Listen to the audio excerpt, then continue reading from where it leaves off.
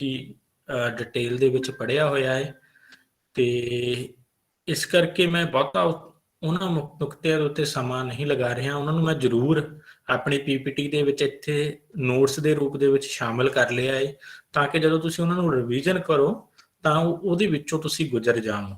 ਠੀਕ ਹੈ ਜੀ। ਇਸ ਕਰਕੇ ਮੈਂ ਉੱਥੇ ਉਹਨਾਂ ਦਾ ਦੁਹਰਾ ਨਹੀਂ ਕਰ ਰਿਹਾ ਜਿਵੇਂ ਕਿ ਮੈਂ ਸੂਫੀ ਕਾਵਿਧਾਰਾ ਦੇ ਲੈਕਚਰ ਦੌਰਾਨ ਪਿਛਲੇ ਲੈਕਚਰ ਦੌਰਾਨ ਹੀ ਅਸੀਂ ਗੱਲ ਕੀਤੀ ਸੀਗੀ ਕਿ ਵਿਸ਼ੇ ਨੇ ਜਿਹੜੇ ਉਹਨਾਂ ਦੇ ਲਗਭਗ ਸਾਂਝੇ ਹੀ ਹਨ ਤੇ ਉਹਨਾਂ ਦੇ ਵਿੱਚ ਕੋਈ ਬਹੁਤੀ ਅੱਡਰਤਾ ਸਾਨੂੰ ਵਿਖਾਈ ਨਹੀਂ ਦਿੰਦੀ। ਜਿੱਥੇ ਕਿਤੇ ਦਿਖਾਈ ਦਿੰਦੀ ਆ ਉੱਥੇ ਮੈਂ ਜ਼ਰੂਰ ਤੁਹਾਡੇ ਨਾਲ ਸਾਂਝੇ ਕਰਨ ਦੀ ਕੋਸ਼ਿਸ਼ ਕਰਦਾ ਹਾਂ।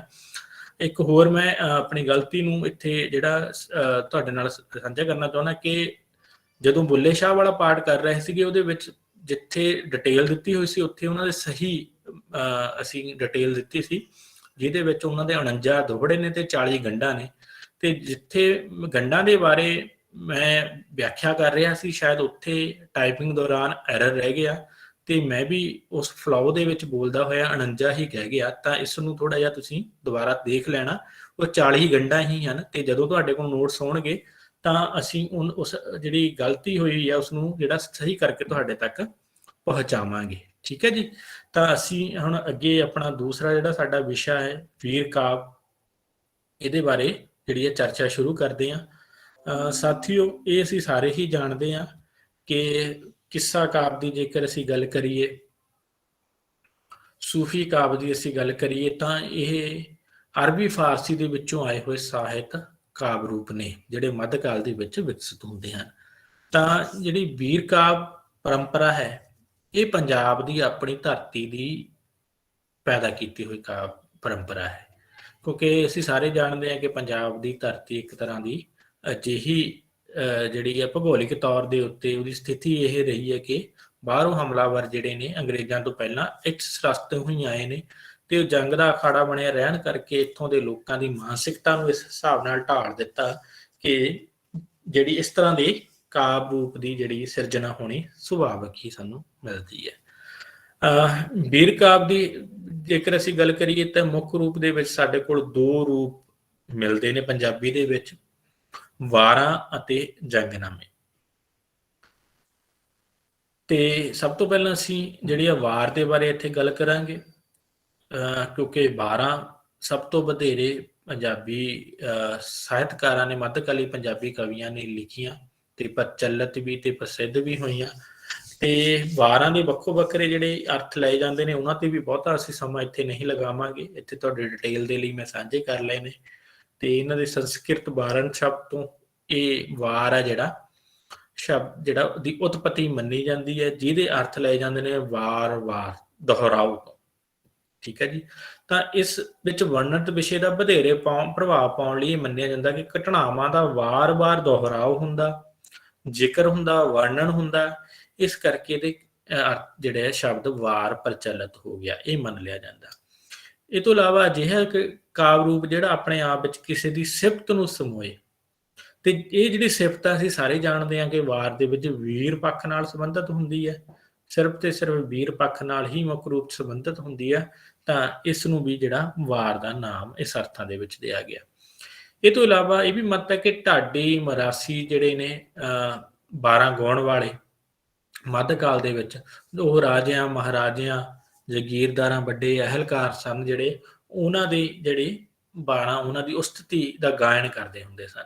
ਤਾਂ ਉਹ ਮੰਨਿਆ ਜਾਂਦਾ ਕਿ ਦਰਵਾਜ਼ੇ ਜਾਂ ਵਾਰ ਜਿਹੜਾ ਮਲਵਈ ਦੇ ਵਿੱਚ ਇਹ ਪ੍ਰਚਲਿਤ ਸ਼ਬਦ ਹੈ ਵਾਰ ਦਰਵਾਜ਼ੇ ਲਈ, ਤਾਂ ਉਹਨਾਂ ਦੇ ਦਰਾਂ ਦੇ ਉੱਤੇ ਗਾਉਂਦੇ ਸਨ ਤਾਂ ਜਿੱਤੋਂ ਨਾਮ ਇਹ ਪ੍ਰਚਲਿਤ ਵਾਰ ਹੋ ਗਿਆ। ਤਾਂ ਇਸ ਤਰ੍ਹਾਂ ਦੇ ਵੱਖੋ ਵੱਖਰੇ ਅਰਥ ਲਏ ਜਾਂਦੇ ਨੇ। ਐਮੀ ਰਤਨ ਸਿੰਘ ਜੱਗੀ ਨੇ ਫਿਰ ਇਸ ਨੂੰ ਕਾਫੀ ਜਿਹੜਾ ਵਧੀਆ ਢੰਗ ਨਾਲ ਪਰਿਭਾਸ਼ਿਤ ਕਰਨ ਦੀ ਕੋਸ਼ਿਸ਼ ਕੀਤੀ ਹੈ ਕਿ ਵਰਨ ਸ਼ਬਦ ਤੋਂ ਵਿਉਤਪਤ ਹੋਇਆ ਕਿਉਂਕਿ ਇਸ ਵਿੱਚ ਵਰਣਿਤ ਵਿਸ਼ੇ ਦਾ ਉਚਿਤ ਪ੍ਰਭਾਵ ਪਾਉਣ ਲਈ ਘਟਨਾਵਾਂ ਦਾ ਵਾਰ-ਵਾਰ ਉਲੇਖ ਹੁੰਦਾ।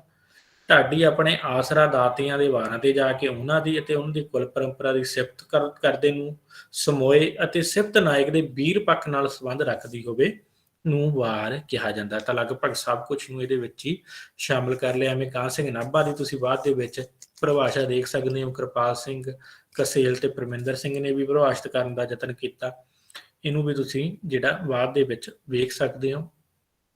ਤਾਂ ਵੀਰਤਾ ਭਰਪੂਰ ਕਾਰਨਾਮਿਆਂ ਦੇ ਕਾਵਿ ਪ੍ਰਗਟਾ ਨੂੰ ਅਸੀਂ ਕਹਿ ਸਕਦੇ ਹਾਂ ਵਾਰ, ਜਿਹਦੇ ਵਿੱਚ ਵੀਰਤਾ ਦਾ ਜੰਗ ਦਾ, ਯੁੱਧ ਦਾ, ਉਹਨਾਂ ਦੀ ਬਹਾਦਰੀ ਦਾ, ਨਿਡਰਤਾ ਦਾ ਕਾਬਕ ਪ੍ਰਗਟਾ ਹੋਵੇ। ਬਿਰਤਾਂਤ ਦੇ ਵਿੱਚ ਨਹੀਂ, ਕਾਬਕ ਪ੍ਰਗਟਾ ਹੋਵੇ। ਤੇ ਇਹਦੇ ਅਰਥ ਜਿਹੜੇ ਨੇ ਹਮਲਾ ਕਰਨਾ ਵੀ ਲੈ ਸਕਦੇ ਨੇ, ਵਾਰ ਦੇਣਾ ਵੀ, ਕਹਿ ਸਕਦੇ ਹਾਂ ਵਾਰੇ ਜਾਣਾ ਵੀ, ਕੁਰਬਾਨ ਜਾਣਾ, ਨਿਸ਼ਾਵਰ, ਇਹ ਜਿਹੜੇ ਨੇ ਜਿਹੜੇ ਸਮਾਨ ਅੰਤਰ ਵਿਚਰਦੇ ਸਾਨੂੰ ਮਿਲਦੇ ਨੇ। ਤਾਂ ਵਾਰ ਦੇ ਅਰਥ ਜਸ ਗਾਇਣ ਨਾਲ ਵੀ ਹੈ, ਮਹਿਮਾ ਗਾਉਣ ਨਾਲ ਵੀ ਹੈ। ਇਹ ਤੋਂ ਇਲਾਵਾ ਇਹ ਇੱਕ ਅਜਿਹਾ ਕਾਵਿ ਰੂਪ ਹੈ ਜਿਸ ਦੇ ਵਿੱਚ ਕਿਸੇ ਯੁੱਧ ਵੀਰ, ਧਰਮ ਵੀਰ, ਕਰਮ ਵੀਰ, ਦਾਨ ਵੀਰ, ਦਇਆ ਵੀਰ ਦੀ ਵੀਰਤਾ ਦਾ ਜਸ ਗਾਇਨ ਹੋਵੇ। ਕਿਉਂਕਿ ਅਸੀਂ ਮੁੱਖ ਰੂਪ ਦੇ ਵਿੱਚ ਤਾਂ ਇਹੀ ਜਾਣਦੇ ਹਾਂ ਕਿ 12 ਜਿਹੜੀਆਂ ਨੇ ਵਧੇਰੇ ਤੌਰ ਦੇ ਉੱਤੇ ਵੀਰ ਰਸੀ ਨੇ, ਭਾਵੇਂ ਕਿ ਅਧਿਆਤਮਿਕ 12 ਵੀ ਮਿਲਦੀਆਂ ਨੇ ਜਿਨ੍ਹਾਂ ਦਾ ਸ਼ਾਂਤ ਰਸ ਹੈ। ਇਹ ਤੋਂ ਇਲਾਵਾ ਅਸੀਂ ਦੇਖਦੇ ਹਾਂ ਕਰਮ ਵੀਰ, ਦਾਨ ਵੀਰ, ਭਾਵ ਨੈਤਿਕ ਸਦਾਚਾਰਕ ਵਿਸ਼ਿਆਂ ਨਾਲ ਸੰਬੰਧਿਤ ਵੀ ਸਾਨੂੰ ਪੰਜਾਬੀ ਦੇ ਵਿੱਚ ਕੁਝ 12 ਮਿਲ ਜਾਂਦੀਆਂ, ਹਾਲਾਂਕਿ ਉਹ ਇੰਨੀਆਂ ਜਿਹੜੀਆਂ ਨੇ ਮਕਬੂਲ ਨਹੀਂ ਹੋਈਆਂ। ਸੋ ਬਾਰ ਕਾਵਿ ਰੂਪ ਬੁਨਿਆਦੀ ਤੌਰ ਤੇ ਲੋਕ ਕਾਵਿ ਰੂਪ ਦੇ ਵਿੱਚੋਂ ਹੀ ਫੁੱਟਿਆ ਹੈ, ਪੈਦਾ ਹੋਇਆ ਹੈ। ਤਾਂ ਕਿਉਂਕਿ ਲੋਕ ਵਾਰਾਂ ਦੇ ਬਾਰੇ ਅਸੀਂ ਸਾਰੇ ਹੀ ਜਾਣਦੇ ਹਾਂ ਕਿ 9 ਲੋਕ ਵਾਰਾਂ ਜਿਹੜੀਆਂ ਮਿਲਦੀਆਂ ਸਨ, ਤਾਂ ਉਸ ਤੇ ਅਪਣਾਇਆ ਗਿਆ ਅਧਿਆਤਮਿਕ ਵਾਰਾਂ ਦੇ ਲਈ ਗੁਰੂ ਸਾਹਿਬਾਨਾਂ ਨੇ, ਭਾਈ ਗੁਰਦਾਸ ਨੇ, ਤੇ ਉਸ ਤੋਂ ਬਾਅਦ ਅਸੀਂ ਦੇਖਦੇ ਹਾਂ ਜਿਹੜੇ ਵੀਰ ਰਸੀ ਵਾਰਾਂ ਦਾ ਵੀ ਇੱਕ ਜਿਹੜੀ ਪੂਰੀ ਪਰੰਪਰਾ ਸਾਨੂੰ ਮਿਲਦੀ ਹੈ। ਤਾਂ ਵਾਰਾਂ ਲੋਕ ਗੀਤਾਂ ਵਾਂਗ ਭੱਟਾਂ ਅਥਵਾ ਮਰਾਸੀਆਂ ਦੀ ਸਮੂਹਿਕ ਰਚਨਾ ਰਹੀਆਂ ਨੇ। ਇਹਨਾਂ ਵਾਰਾਂ ਵਿੱਚ ਉਹਨਾਂ ਦੀਆਂ ਕਈ ਪੀੜ੍ਹੀਆਂ ਦਾ ਅਨੁਭਵ ਵੀ ਸਾਨੂੰ ਸਮੋਇਆ, ਕਿਉਂਕਿ ਵਾਰਾਂ ਮੂੰਹ ਜ਼ਬਾਨੀ ਹੀ ਜਿਹੜੀਆਂ ਨੇ ਉਹ ਸਾਡੇ ਤੱਕ ਪਹੁੰਚੀਆਂ ਨੇ। ਜੇਕਰ ਤੁਸੀਂ ਦੇਖੋ ਵੀ ਗੁਰੂ ਗੋਬਿੰਦ ਸਿੰਘ ਜੀ ਦੀ ਜਿਹੜੀ ਵੀਰ ਰਸੀ ਵਾਰ, ਚੰਡੀ ਦੀ ਵਾਰ ਤੋਂ ਇਲਾਵਾ ਲਿਖਤ ਦੇ ਵਿੱਚ ਸਾਨੂੰ ਘੱਟ ਹੀ ਕੋਈ ਵਾਰ ਆ ਜਿਹੜੀ ਮਿਲਦੀ ਆ। ਉਹ ਜ਼ਿਆਦਾਤਰ ਅੰਗਰੇਜ਼ ਵਿਦਵਾਨਾਂ ਨੇ ਉਸ ਵੇਲੇ ਸਾਡੇ ਜਿਹੜੇ ਉਸ ਵੇਲੇ ਦੇ ਭੱਟ ਮਰਾਸੀ ਸਨ, ਜਿਹੜੇ ਗਾਉਣ ਵਾਲੇ ਢਾਡੀ ਸਨ, ਉਹਨਾਂ ਦੇ ਮੂੰਹੋਂ ਹੀ ਸੁਣ ਕੇ ਉਹਨਾਂ ਨੂੰ ਲਿਖਤ ਰੂਪ ਦਿੱਤਾ ਹੋਇਆ। ਤਾਂ ਇਸ ਕਰਕੇ ਕਿਹਾ ਜਾਂਦਾ ਕਿ ਕਈ ਪੀੜ੍ਹੀਆਂ ਦਾ ਅਨੁਭਵ ਵੀ ਇਹਨਾਂ ਦੇ ਵਿੱਚ ਸਮੋ ਗਿਆ। ਤਾਂ 12 ਵਿੱਚ ਲੋਕ ਭਾਵਨਾ ਅਤੇ ਮਰਿਆਦਾ ਦਾ ਅੰਸ਼ ਵੀ ਹੈ। ਸੂਰਮਿਆਂ ਦੇ ਯੁੱਧਾਂ ਸੰਬੰਧੀ ਕਾਰਨਾਮਿਆਂ ਦਾ ਉਲੇਖ ਵੀ ਹੈ। ਨਾਇਕ ਜਾਂ ਨਾਇਕ ਦੀ ਵੀਰਤਾ ਦਾ ਜਸ ਵੀ ਇਹਦੇ ਵਿੱਚ ਮਿਲ ਜਾਂਦਾ ਹੈ। ਤੇ ਪਾਠਕ ਤੇ ਸਰੋਤਾ ਜਿਹੜੇ ਨੇ ਉਸ ਤੋਂ ਬਾਅਦ ਆਪਣੇ ਅੰਦਰ ਇੱਕ ਤਰ੍ਹਾਂ ਦੀ ਅਜਿਹੀ ਉਤਸ਼ਾਹ ਦੀ ਭਾਵਨਾ ਨੂੰ ਮਹਿਸੂਸ ਕਰਦੇ ਨੇ, ਤੇ ਜਿਹਦੇ ਵਿੱਚ ਉਹਨਾਂ ਦੇ ਅੰਦਰ ਹੈ ਜਿਹੜੀ ਵੀਰਤਾ ਦੀ ਭਾਵਨਾ ਜਿਹੜੀ ਘਰ ਕਰ ਜਾਂਦੀ ਹੈ। ਤਾਂ ਨਾਇਕ ਨੂੰ ਇੱਕ ਆਦਰਸ਼ਕ ਯੋਧੇ ਦੇ ਰੂਪ ਦੇ ਵਿੱਚ ਜਿਹੜਾ ਇਹਨਾਂ ਦੇ ਵਿੱਚ ਕਵੀਆਂ ਨੇ ਸਿਰਜਿਆ ਹੈ। ਸੋ ਇਹ ਤੋਂ ਇਲਾਵਾ ਵਾਰ ਸ਼ਬਦ ਦੇ ਅਰਥ ਪ੍ਰਬੰਧ ਦੇ ਵਿੱਚ ਖਾਸ ਵਿਸ਼ੇ ਵਾਲਾ ਪ੍ਰਬੰਧ ਕਾਵਿ ਵੀ ਅਸੀਂ ਇਹਨੂੰ ਕਹਿ ਸਕਦੇ ਹਾਂ। ਜਿਵੇਂ ਅਸੀਂ ਦੇਖਦੇ ਹਾਂ ਨਾ, ਪ੍ਰਬੰਧ ਕਾਵਿ ਦੇ ਵਿੱਚ ਜਿਹੜਾ ਇੱਕ ਨਾਇਕ ਹੁੰਦਾ, ਉਹਦੇ ਪੂਰੇ ਸਰਵਾਂਗੀ ਜੀਵਨ ਨੂੰ ਇੱਕ ਸੁਰਤਾ ਦੇ ਵਿੱਚ, ਇੱਕ ਸੂਤਰਤਾ ਦੇ ਵਿੱਚ, ਜਾਂ ਇੱਕ ਸੁਰਤਾ ਦੇ ਵਿੱਚ, ਜਾਂ ਲੜੀਬੱਧਤਾ ਦੇ ਵਿੱਚ ਜਿਹੜਾ ਪੇਸ਼ ਕੀਤਾ ਜਾਂਦਾ ਹੈ। ਪਰ ਕਿਉਂਕਿ ਵੀਰ ਕਾਵਿ ਦੇ ਵਿੱਚ ਜਾਂ ਵਾਰਾਂ ਦੇ ਵਿੱਚ ਅਸੀਂ ਵੇਖਦੇ ਹਾਂ ਮੁੱਖ ਰੂਪ ਦੇ ਵਿੱਚ ਨਾਇਕ ਜਾਂ ਨਾਇਕਾ ਦੀ ਸਿਰਫ ਤੇ ਸਿਰਫ ਬਹਾਦਰੀ ਇੱਕ ਪੱਖ ਨੂੰ, ਜੀਵਨ ਦੇ ਸਰਵਾਂਗੀ ਪੱਖ ਨੂੰ ਪੇਸ਼ ਨਹੀਂ ਕੀਤਾ ਜਾਂਦਾ, ਸਿਰਫ ਇੱਕ ਪੱਖ ਨੂੰ ਪੇਸ਼ ਕੀਤਾ ਜਾਂਦਾ। ਪਰ ਉਹਨੂੰ ਜਿਹੜਾ ਪੇਸ਼ ਕਾਫੀ ਜਿਹੜਾ ਡਿਟੇਲ ਦੇ ਵਿੱਚ ਕੀਤਾ ਜਾਂਦਾ, ਬਿਰਤਾਂਤਕ ਰੂਪ ਦੇ ਵਿੱਚ ਕੀਤਾ ਜਾਂਦਾ। ਇਸ ਕਰਕੇ ਇਹ ਪ੍ਰਬੰਧ ਕਾਵਿ ਦੇ ਨੇੜੇ ਜਾ ਟੁਕਦਾ ਹੈ।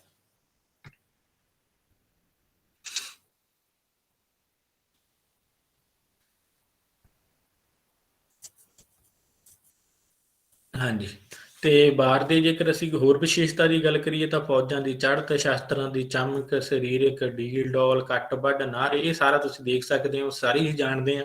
ਇਹਨੂੰ ਕੋਈ ਬਹੁਤੀ ਡਿਟੇਲ ਦੇਣ ਦੀ ਇੱਥੇ ਜ਼ਰੂਰਤ ਨਹੀਂ ਹੈ ਕਿ ਵਾਰ ਦੇ ਵਿੱਚ ਇਸ ਤਰ੍ਹਾਂ ਦੀ ਜਿਹੜੀ ਹੈ ਵਰਣਨ ਨੇ, ਜਾਂ ਇਹਨਾਂ ਨੂੰ ਜਿਹੜਾ ਚਿਤਰਿਆ ਜਾਂਦਾ ਮੁੱਖ ਰੂਪ ਦੇ ਵਿੱਚ, ਹੈ ਨਾ। ਤੇ ਇਹਨਾਂ ਦੀ ਹੀ ਜਿਹੜੀ ਜ਼ਿਕਰ ਹੈ ਮੁੱਖ ਰੂਪ ਦੇ ਵਿੱਚ ਵਾਰ ਹੈ, ਜਿਹੜਾ ਵਧੇਰੇ ਵਿਸ਼ਾ ਜੰਗ ਦੇ ਵਰਣਨ ਨੂੰ ਪੇਸ਼ ਕੀਤਾ ਜਾਂਦਾ, ਉਹਦੇ ਵਿੱਚ ਸਾਨੂੰ ਮਿਲਦਾ ਹੈ।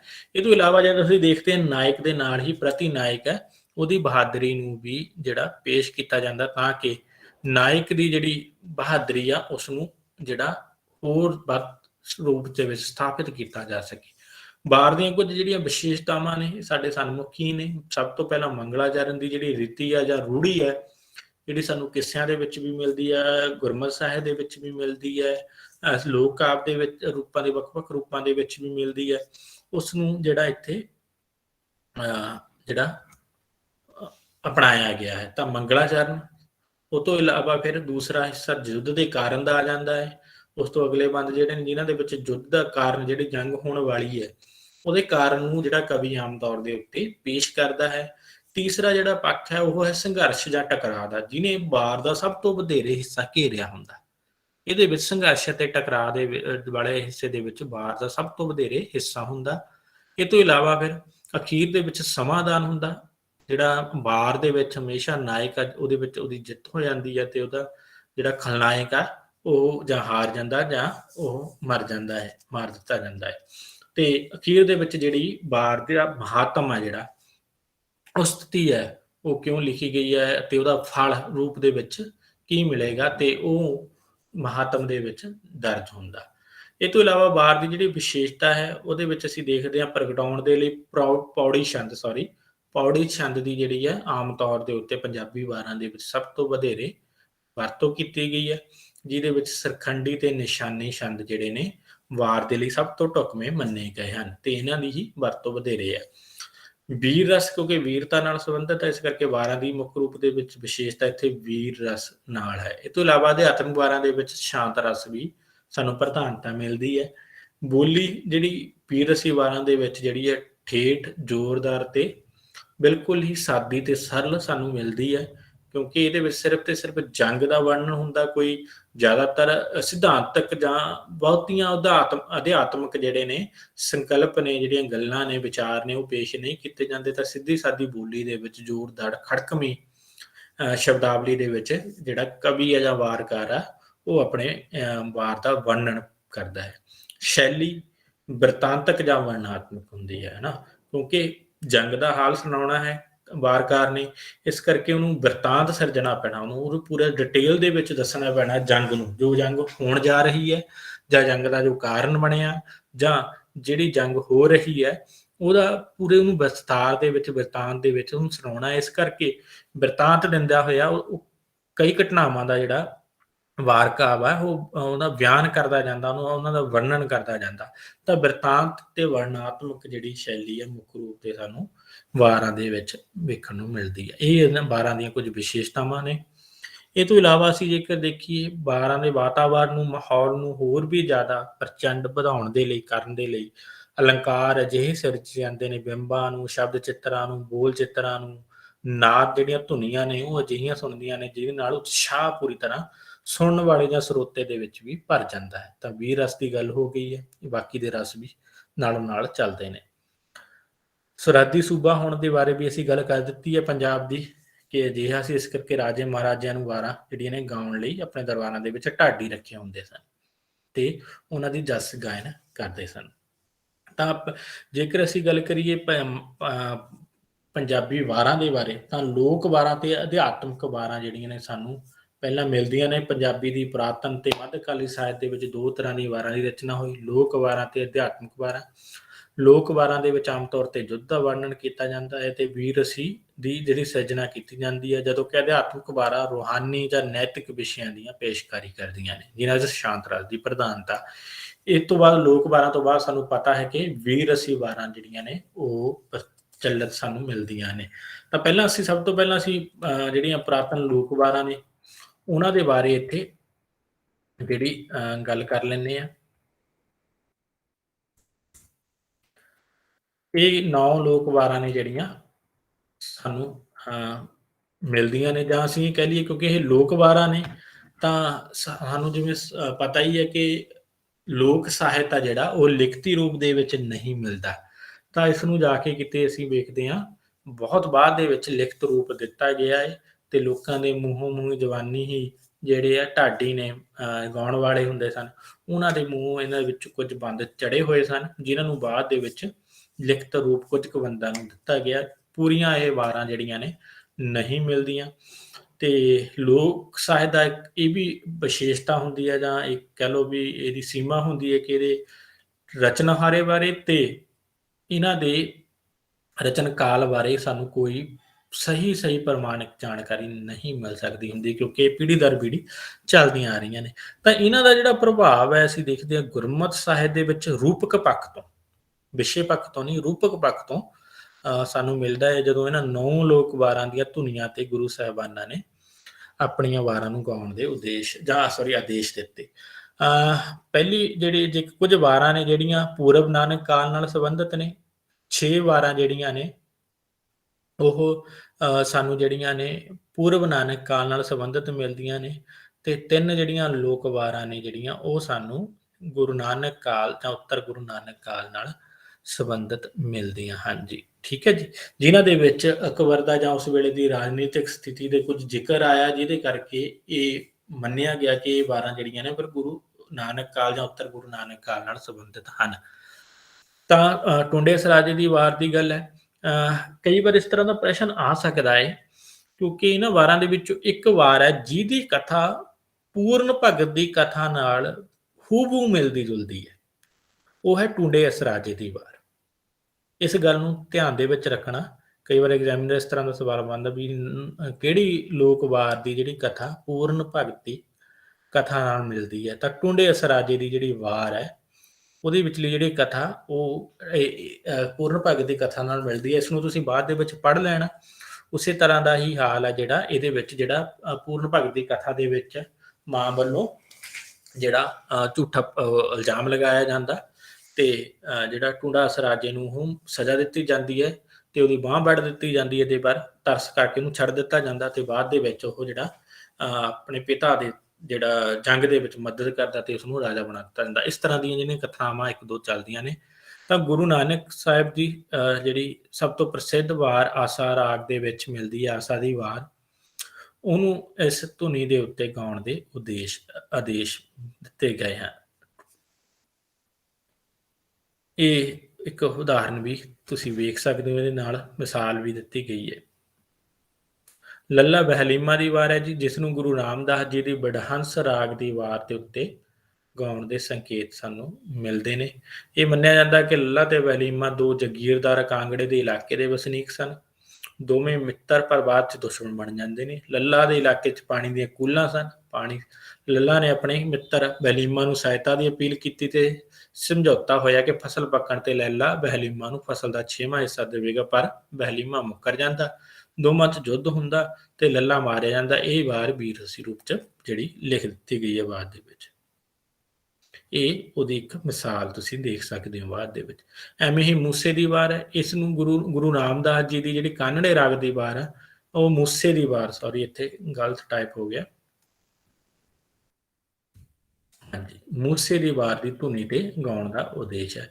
ਇਹਦੇ ਵਿੱਚ ਵੀ ਇੱਕ ਜਿਹੜਾ ਇਹਦਾ ਨਾਇਕ ਆ ਮੂਸਾ, ਉਹ ਇੱਕ ਜਾਗੀਰਦਾਰ ਸੀ ਜਿਹਦੀ ਮੰਗਣੀ ਜਿਹੜੀ ਮੁਟਿਆਰ ਨਾਲ ਹੋਈ, ਜਿਹਦੇ ਕਾਰਨ ਉਹ ਜਿਹੜਾ ਉਹਦੀ ਮੰਗੇਤਰ ਨੂੰ ਕੋਈ ਦੂਸਰਾ ਜਿਹੜਾ ਗੁਲਾਮ ਬਣਾ ਲੈਂਦਾ ਹੈ, ਜਾਗੀਰਦਾਰ ਤੇ ਹਮਲਾ ਕਰਦਾ ਤੇ ਗੁਲਾਮ ਬਣਾ ਲੈਂਦਾ ਹੈ। ਇਹ ਜਿਹੜੀ ਤੁਸੀਂ ਡਿਟੇਲ ਇਹਦੇ ਵਿੱਚ ਪੜ੍ਹ ਸਕਦੇ ਹੋ। ਤੇ ਜਦੋਂ ਪਰ ਮੂਸਾ ਜਿੱਤ ਜਾਂਦਾ ਹੈ ਤਾਂ ਮੁਟਿਆਰ ਕਹਿੰਦੀ ਹੈ ਕਿ ਹੁਣ ਉਹ ਉਸਦਾ ਪਤੀ ਨਹੀਂ, ਪਤੀ ਉਹ ਬਣੇ, ਜਿਹੜਾ ਉਸਨੂੰ ਲੈ ਗਿਆ ਸੀ ਉਠਾ ਕੇ, ਉਹੀ ਬਣੇਗਾ। ਤਾਂ ਇਸ ਤਰ੍ਹਾਂ ਉਹਦੀ ਸਦਾਚਾਰਕ ਪੱਖ ਨੂੰ ਦੇਖ ਕੇ ਜਿਹੜਾ ਮੂਸਾ ਖੁਸ਼ ਹੁੰਦਾ ਹੈ ਤੇ ਇਸ ਤਰ੍ਹਾਂ ਦੀ ਜਿਹੜੀ ਵਾਰ ਹੈ ਇਹ ਰਚੀ ਗਈ ਸਾਨੂੰ ਮਿਲਦੀ ਹੈ। ਐਵੇਂ ਹੀ ਵਾਰ ਸਿਕੰਦਰ ਬ੍ਰਾਹਮ ਦੀ ਹੈ। ਗੁਰੂ ਅਮਰਦਾਸ ਜੀ ਦੀ ਗੁਜਰੀ ਰਾਗ ਦੀ ਵਾਰ ਨੂੰ ਸਿਕੰਦਰ ਬ੍ਰਾਹਮ ਦੀ ਵਾਰ ਤੇ ਗਾਉਣ ਦੇ ਉਦੇਸ਼ ਨੇ। ਇਸੇ ਤਰ੍ਹਾਂ ਦੀ ਜਿਹੜੀ ਕਥਾ ਤੁਸੀਂ ਇਹਦੇ ਵਿੱਚ ਵੀ ਵੇਖ ਸਕਦੇ ਹੋ, ਬਾਅਦ ਦੇ ਵਿੱਚ ਪੜ੍ਹ ਸਕਦੇ ਹੋ। ਐਵੇਂ ਹੀ ਵਾਰ ਰਾਏ ਕੁਮਾਰ ਦੀ ਮੌਜ ਦੀ ਹੈ ਤੇ ਇਹਦੇ ਵਿੱਚ ਜਿਹੜੀ ਹੈ ਗੁਰੂ ਅਰਜਨ ਸਾਹਿਬ ਜੀ ਦੀ ਗੋੜੀ ਕੀ ਵਾਰ ਹੈ ਜਿਹੜੀ, ਇਸ ਧੁਨੀ ਤੇ ਗਾਉਣ ਦਾ ਆਦੇਸ਼ ਸਾਨੂੰ ਦਿੱਤੇ ਗਏ ਹਨ। ਇਸੇ ਤਰ੍ਹਾਂ ਦੀ ਕਥਾ ਜਿਹੜੀ ਇਹਦੇ ਵਿੱਚ ਵੀ ਸਾਨੂੰ ਮਿਲ ਜਾਂਦੀ ਹੈ। ਐਵੇਂ ਹੀ ਵਾਰ ਜੋਧੇ ਵੀਰ ਪੁਰਬਣੀ ਕੀ ਹੈ, ਤੇ ਇਹ ਗੁਰੂ ਅਮਰਦਾਸ ਜੀ ਦੀ ਰਾਮਕਲੀ ਦੀ ਵਾਰ ਇਸ ਵਾਰ ਦੀ ਧੁਨੀ ਤੇ ਗਾਈ ਜਾਂਦੀ ਹੈ। ਤੇ ਇਹਦੇ ਵਿੱਚ ਵੀ ਪੁਰਵਾਨ ਰਾਜਪੂਤ ਦੀ ਇੱਕ ਕਥਾ ਵਿਉਂਤੀ ਗਈ ਹੈ। ਤੇ ਜਿਹੜੀ ਇਹ ਵਾਰ ਹੈ, ਇਹ ਵਾਰ ਜਿਹੜੀ ਸਾਨੂੰ ਅਕਬਰ ਬਾਦਸ਼ਾਹ ਦੇ ਰਾਜਕਾਲ ਨਾਲ ਸੰਬੰਧਿਤ ਹੈ। ਇਹਦੇ ਵਿੱਚ ਅਕਬਰ ਬਾਦਸ਼ਾਹ ਦੇ ਜ਼ਿਕਰ ਆਉਂਦਾ ਹੈ ਤੇ ਇਸ ਕਰਕੇ ਇਸ ਨੂੰ ਜਿਹੜਾ ਅਕਬਰ ਬਾਦਸ਼ਾਹ ਨਾਲ ਦੇ ਸਮੇਂ ਲਿਖਿਆ ਮੰਨਿਆ ਜਾਂਦਾ ਹੈ। ਬਾਰ ਰਾਏ ਮਹਿਮੇ ਹਸਨੇ ਕੀ, ਇਹ ਗੁਰੂ ਰਾਮਦਾਸ ਜੀ ਦੀ ਸਾਰੰਗ ਕੀ ਵਾਰ, ਇਸ ਵਾਰ ਤੇ ਗਾਉਣ ਦੇ ਉਦੇਸ਼ ਸਾਨੂੰ ਮਿਲਦੇ ਨੇ। ਤੇ ਇਹਦੇ ਵਿੱਚ ਵੀ ਜਿਹੜਾ ਰਾਜਪੂਤ ਨੇ ਜਿਹੜੇ ਹਸਨਾ ਤੇ ਮਹਿਮਾ, ਉਹਨਾਂ ਦੀ ਪੱਟੀ ਰਾਜਪੂਤਾਂ ਦੀ ਕਥਾ ਜਿਹੜੀ ਇਹਦੇ ਵਿੱਚ ਬਿਆਨ ਕੀਤੀ ਗਈ ਹੈ। ਇਸ ਨੂੰ ਵੀ ਤੁਸੀਂ ਪੜ੍ਹ ਸਕਦੇ ਹੋ। ਇਸ ਵਾਰ ਦਾ ਵੀ ਸੰਬੰਧ ਜਿਹੜਾ ਅਕਬਰ ਦੇ ਕਾਲ ਨਾਲ ਹੈ, ਭਾਵੇਂ ਬੂਰਮਨ ਕਾਲ ਦੀ ਵਾਰ ਨਹੀਂ ਹੈ, ਸਗੋਂ ਉੱਤਰ ਗੁਰੂ ਨਾਨਕ ਕਾਲ ਨਾਲ ਸੰਬੰਧਿਤ ਵਾਰ ਹੈ। ਵਾਰ ਰਾਣੇ ਕੈਲਾਸ਼ ਤਥਾ ਮਾਲਦੇ ਕੀ, ਗੁਰੂ ਨਾਨਕ ਦੇਵ ਜੀ ਦੀ ਮਲਾਰ ਦੀ ਵਾਰ ਇਸ ਵਾਰ ਦੀ ਧੁਨੀ ਤੇ ਗਾਈ ਜਾਂਦੀ ਹੈ। ਇਹਦੇ ਵਿੱਚ ਵੀ ਰਾਜਪੂਤ ਦੋ ਕੈਲਾਸ਼ ਦੇਵ ਤੇ ਮਾਲਦੇਵ ਰਾਜਪੂਤ ਦੋਵੇਂ ਭਰਾ ਜਹਾਂਗੀਰ ਦੇ ਸਮੇਂ ਦੇ ਸਨ। ਉਹਨਾਂ ਦੀ ਜਿਹੜੀ ਕਥਾ ਇਹਦੇ ਵਿੱਚ ਬਿਉਂਤੀ ਗਈ ਮਿਲਦੀ ਹੈ ਜੀ। ਇਹਨੂੰ ਵੀ ਤੁਸੀਂ ਬਾਅਦ ਦੇ ਵਿੱਚ ਪੜ੍ਹ ਸਕਦੇ ਹੋ ਡਿਟੇਲ ਦੇ ਵਿੱਚ, ਮੈਂ ਇਸ ਡਿਟੇਲ ਦੇ ਵਿੱਚ ਨਹੀਂ ਜਾਵਾਂਗਾ। ਬਾਰ ਮਲਕ ਮੁਰੀਦ ਤਥਾ ਚੰਦਰ ਸੋਹਣਿਆਂ ਕੀ, ਇਸ ਬਾਰ ਜਿਹੜੀ ਇਹ ਬਾਰ ਦੀ ਧੁਨੀ ਤੇ ਗੁਰੂ ਨਾਨਕ ਦੇਵ ਜੀ ਦੀ ਜਿਹੜੀ ਆ ਮਾਝ ਕੀ ਰਾਗ ਦੀ ਵਾਰ ਗਾਉਣ ਦੇ ਉਦੇਸ਼ ਨੇ। ਠੀਕ ਹੈ ਜੀ। ਤੇ ਅਕਬਰ ਨੇ ਮਰੀਦ ਨੂੰ ਕਾਬਲ ਤੇ ਹਮਲਾ ਕਰਨ ਲਈ ਭੇਜਿਆ ਸੀ। ਉਸ ਸੁਭਾਵ ਇਹ ਕੀ ਆ, ਅਕਬਰ ਦੇ ਸਮੇਂ ਦੀ ਜਿਹੜੀ ਵਾਰ ਰਚੀ ਗਈ ਮਿਲਦੀ ਹੈ। ਉਸ ਕਾਲ ਨਾਲ ਸੰਬੰਧਿਤ ਉੱਤਰ ਗੁਰੂ ਨਾਨਕ ਕਾਲ ਨਾਲ ਸੰਬੰਧਿਤ ਸਾਨੂੰ ਇਹ ਵਾਰਾਂ ਮਿਲਦੀ ਹਨ। ਹਾਂਜੀ, ਅੱਗੇ ਜੇਕਰ ਇਹਨਾਂ ਦੀ ਵਿਸ਼ੇਸ਼ਤਾਵਾਂ ਦੇ ਬਾਰੇ ਅਸੀਂ ਗੱਲ ਕਰੀਏ ਤਾਂ ਜਿਹੜੀਆਂ ਲੋਕ ਵਾਰਾਂ ਸਾਨੂੰ ਮਿਲਦੀਆਂ ਨੇ, ਇਹ ਮੁੱਖ ਰੂਪ ਦੇ ਵਿੱਚ ਰਾਜਪੂਤੀ ਅਤੇ ਮੁੱਢਲੇ ਇਸਲਾਮੀ ਦੌਰ ਤੇ ਰਾਜਿਆਂ ਰਜਵਾੜਿਆਂ ਦੇ ਵਿਚਕਾਰ ਜਿਹੜੇ ਯੁੱਧ ਹੁੰਦੇ ਰਹੇ ਨੇ, ਉਹ ਜੰਗਾਂ ਹੁੰਦੀਆਂ ਜਾਂ ਲੜਾਈਆਂ ਹੁੰਦੀਆਂ ਰਹੀਆਂ ਨੇ, ਉਹਨਾਂ ਨਾਲ ਸੰਬੰਧਿਤ ਹੀ ਇਹ ਜਿਹੜੀਆਂ ਕੁੱਲ ਮਿਲਾ ਕੇ ਸਾਨੂੰ ਲੋਕ ਵਾਰਾਂ ਮਿਲਦੀਆਂ ਨੇ। ਯੁੱਧ ਅਤੇ ਸੰਘਰਸ਼ ਦਾ ਜਿਹੜਾ ਵੀਰ ਰਸ ਭਰਪੂਰ ਬਿਰਤਾਂਤ ਸਾਨੂੰ ਇਹਨਾਂ ਦੇ ਵਿੱਚ ਮਿਲਦਾ ਹੈ। ਤੇ ਅਸੀਂ ਦੇਖਦੇ ਹਾਂ ਕਿਉਂਕਿ ਪੰਜਾਬੀ ਲੋਕ ਮਨ ਦੇ ਵਿੱਚ ਜਿਹੜਾ ਵੀਰ ਨਾਇਕ ਅੱਜ ਵੀ ਅਸੀਂ ਆਪਣੇ ਗਾਣਿਆਂ ਦੇ ਵਿੱਚ ਦੇਖਦੇ ਹਾਂ, ਤਾਂ ਜਿਹੜਾ ਵੀਰ ਰਸ ਜਿਹੜਾ ਉਹ ਅੱਜ ਵੀ ਕਿਤੇ ਨਾ ਕਿਤੇ ਉਛਾਲਾ ਮਾਰਦਾ ਹੈ। ਤਾਂ ਉਹਦਾ ਜਿਹੜਾ ਚਿੱਤਰਨ ਹੋਊ ਸਾਨੂੰ ਜਿਹੜੇ ਇਹਨਾਂ ਲੋਕ ਵਾਰਾਂ ਦੇ ਵਿੱਚ ਹੋਇਆ ਮਿਲਦਾ ਹੈ ਜੀ। ਤੇ ਜਰ ਜੋਰੂ ਤੇ ਜ਼ਮੀਨ ਅਸੀਂ ਸਾਰੇ ਹੀ ਜਾਣਦੇ ਹਾਂ, ਇਹ ਤਿੰਨੇ ਹੀ ਵਿਸ਼ਿਆਂ ਦੇ ਦੁਆਲੇ ਜਿਹੜੀਆਂ ਪੰਜਾਬੀ ਦੀਆਂ ਜਿਹੜੀਆਂ ਲੋਕ ਵਾਰਾਂ ਨੇ ਉਹ ਘੁੰਮਦੀਆਂ ਨੇ। ਜਰ ਹੈ ਇਹਨਾਂ ਦਾ ਵਿਸ਼ਾ, ਜੋਰੂ ਹੈ ਜਾਂ ਜ਼ਮੀਨ ਹੈ ਜੀ।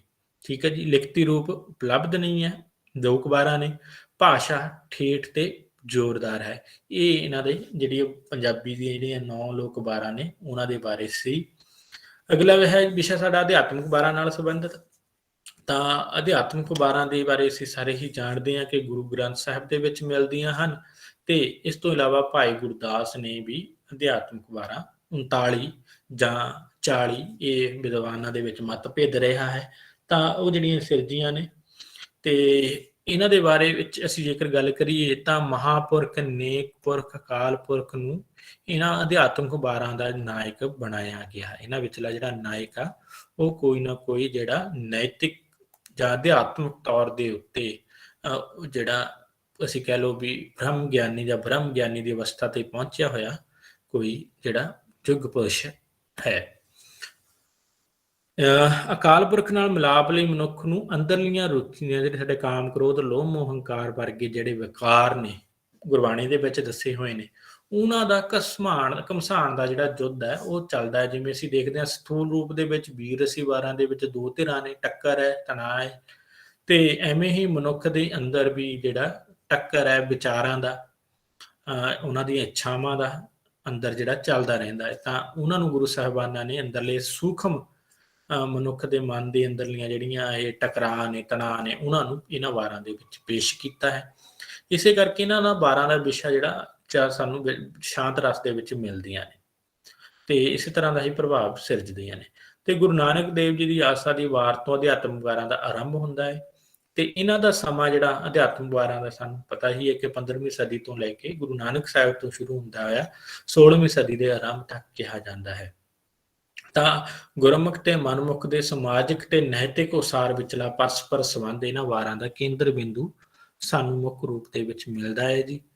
ਤੇ ਪੰਜਾਬੀ ਵਿੱਚ ਅਧਿਆਤਮ ਵਾਰ ਕਾਵਿ ਦਾ ਗੁਰੂ ਸਾਹਿਬਾਨਾਂ ਨੇ ਹੋਂਦ 'ਚ ਲਿਆਂਦੀ ਹੈ ਤੇ ਉਹਨਾਂ ਦੁਆਰਾ ਰਚਿਤ 22 ਅਧਿਆਤਮਿਕ ਵਾਰਾਂ ਗੁਰੂ ਗ੍ਰੰਥ ਸਾਹਿਬ ਦੇ ਵਿੱਚ ਸੰਕਲਿਤ ਜਾਂ ਸੰਪਾਦਿਤ ਕੀਤੀਆਂ ਗਈਆਂ ਹਨ। ਇਹ ਸਾਨੂੰ ਮਿਲ ਜਾਂਦੀਆਂ ਨੇ। ਇਹਨਾਂ ਵਿੱਚੋਂ 21 ਵਾਰਾਂ ਨੇ ਜਿਹੜੀਆਂ ਅਸੀਂ ਸਾਰੇ ਹੀ ਜਾਣਦੇ ਹਾਂ, 4 ਗੁਰੂ ਸਾਹਿਬਾਨਾਂ ਨਾਲ ਸੰਬੰਧਿਤ ਨੇ ਤੇ ਇੱਕ ਜਿਹੜੀ ਵਾਰ ਹੈ ਉਹ ਸੱਤੇ ਤੇ ਬਲਵੰਡ ਨਾਲ ਸੰਬੰਧਿਤ ਹੈ। ਇਹ ਜਾਣਕਾਰੀ ਇੱਥੇ ਤੁਹਾਡੀ ਸਕਰੀਨ ਦੇ ਉੱਤੇ ਹੀ ਹੈ ਵੀ ਕਿਹੜੀਆਂ ਜਿਹੜੀਆਂ 9 ਲੋਕ ਵਾਰਾਂ ਨੇ ਉਹਨਾਂ ਦੀਆਂ ਧੁਨੀਆਂ ਨੂੰ ਇੱਥੇ ਗਾਉਣ ਦੇ ਉਦੇਸ਼ ਦਿੱਤੇ ਗਏ ਨੇ। ਗੁਰੂ ਨਾਨਕ ਸਾਹਿਬ ਨਾਲ ਸੰਬੰਧਿਤ 3 ਵਾਰਾਂ ਤੇ ਉਹਨਾਂ ਦੀਆਂ ਧੁਨੀਆਂ, ਗੁਰੂ ਅਮਰਦਾਸ ਜੀ ਨਾਲ ਸੰਬੰਧਿਤ ਜਿਹੜੀਆਂ ਵਾਰਾਂ ਨੇ 4, ਤੇ ਉਹਨਾਂ ਵਿੱਚ 2 ਵਾਰਾਂ ਨੇ ਜਿਹੜੀਆਂ ਗੁਜਰੀ ਕੀ ਵਾਰ ਤੇ ਰਾਮਕਲੀ ਕੀ ਵਾਰ, ਇਹ ਜਿਹੜੀ ਆ ਇਹ 2 ਵਾਰਾਂ ਨੂੰ ਜਿਹੜਾ ਲੋਕ ਵਾਰਾਂ ਦੀ ਧੁਨੀਆਂ ਤੇ ਗਾਉਣ ਦੇ ਆਦੇਸ਼ ਨੇ ਜਿਹੜੇ ਮਿਲਦੇ ਨੇ।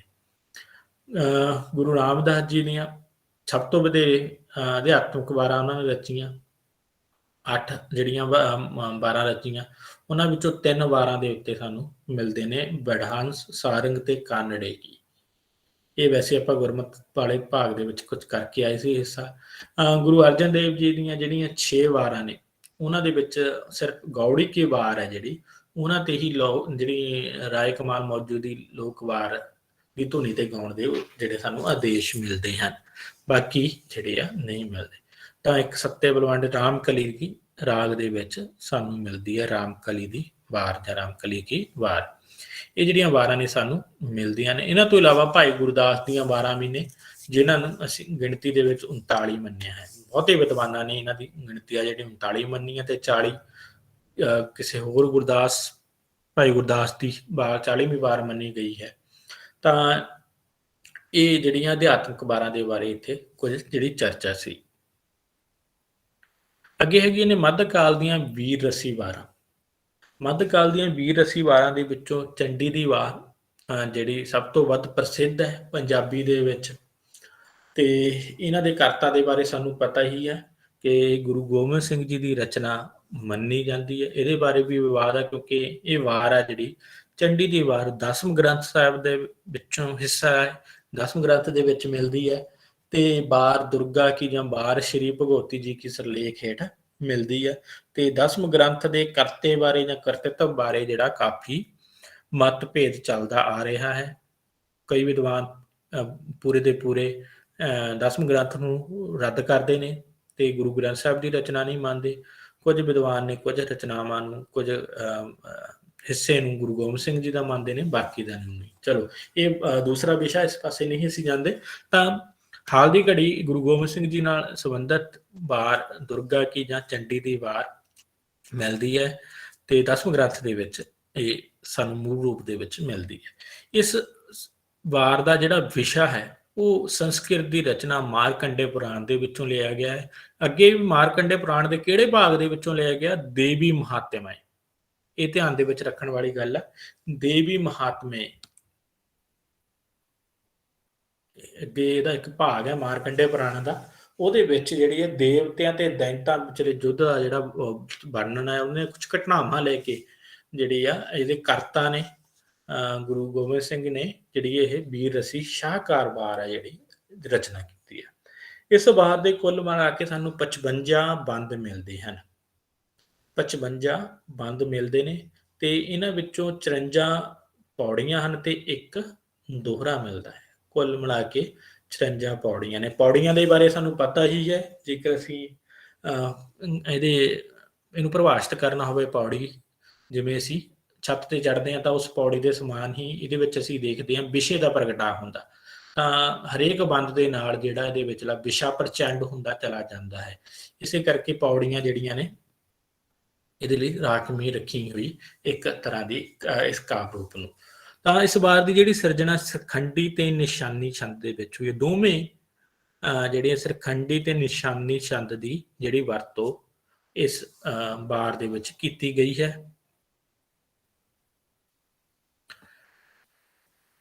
ਤੇ ਚੰਡੀ ਦੀ ਵਾਰ ਭਗਤੀ ਤੇ ਸ਼ਕਤੀ, ਇਹ ਜ਼ਿਆਦਾਤਰ ਅਸੀਂ ਸਾਰੇ ਜਾਣਦੇ ਹਾਂ, ਸਿੱਖ ਸ਼ਰਧਾਲੂ ਨੇ ਉਹਨਾਂ ਦਾ ਮੰਨਣਾ ਹੈ ਕਿ ਭਗਤੀ ਤੇ ਸ਼ਕਤੀ ਦੋਹਾਂ ਦਾ ਸੁਮੇਲ ਹੈ ਇਹਦੇ ਵਿੱਚ। ਤੇ ਇਹਦੇ ਆਰੰਭ ਦੇ ਵਿੱਚ ਪਹਿਲੀਆਂ 2 ਜਿਹੜੀਆਂ ਪੌੜੀਆਂ ਨੇ ਉਹ ਮੰਗਲਾਚਰਨ ਨਾਲ ਸੰਬੰਧਿਤ ਨੇ। ਪਹਿਲੀਆਂ 2 ਪੌੜੀਆਂ ਦੇ ਵਿੱਚ ਮੰਗਲਾਚਰਨ ਹੈ, ਤੇ ਜਿਹਦੇ ਵਿੱਚ ਉਹਨਾਂ ਨੇ ਆਪਣੇ ਤੋਂ ਪਹਿਲੇ ਗੁਰੂ ਸਾਹਿਬਾਨਾਂ ਦਾ ਜਿਹੜਾ ਮੰਗਲ ਗਾਇਆ ਹੈ, ਉਹਨਾਂ ਤੋਂ ਇੱਕ ਆਸ਼ੀਰਵਾਦ ਲਿਆ ਹੈ, ਅਰਦਾਸ ਕੀਤੀ ਹੈ, ਜਿਸ ਵਿੱਚ ਗੁਰੂ ਗੋਬਿੰਦ ਸਿੰਘ ਜੀ ਨੇ ਫਿਰ ਭਗਉਤੀ ਨੂੰ ਵੀ ਧਿਆਇਆ ਹੈ, ਜਿਹੜਾ ਕਿ ਸਭ ਤੋਂ ਵੱਧ ਵਿਵਾਦ ਦਾ ਵਿਸ਼ਾ ਬਣ ਜਾਂਦਾ ਹੈ। ਤੇ ਦੂਜੀ ਪੌੜੀ ਦੇ ਵਿੱਚ ਪ੍ਰਮਾਤਮਾ ਦੀ ਮਹਿਮਾ ਗਾਇਨ ਕੀਤੀ ਗਈ ਹੈ।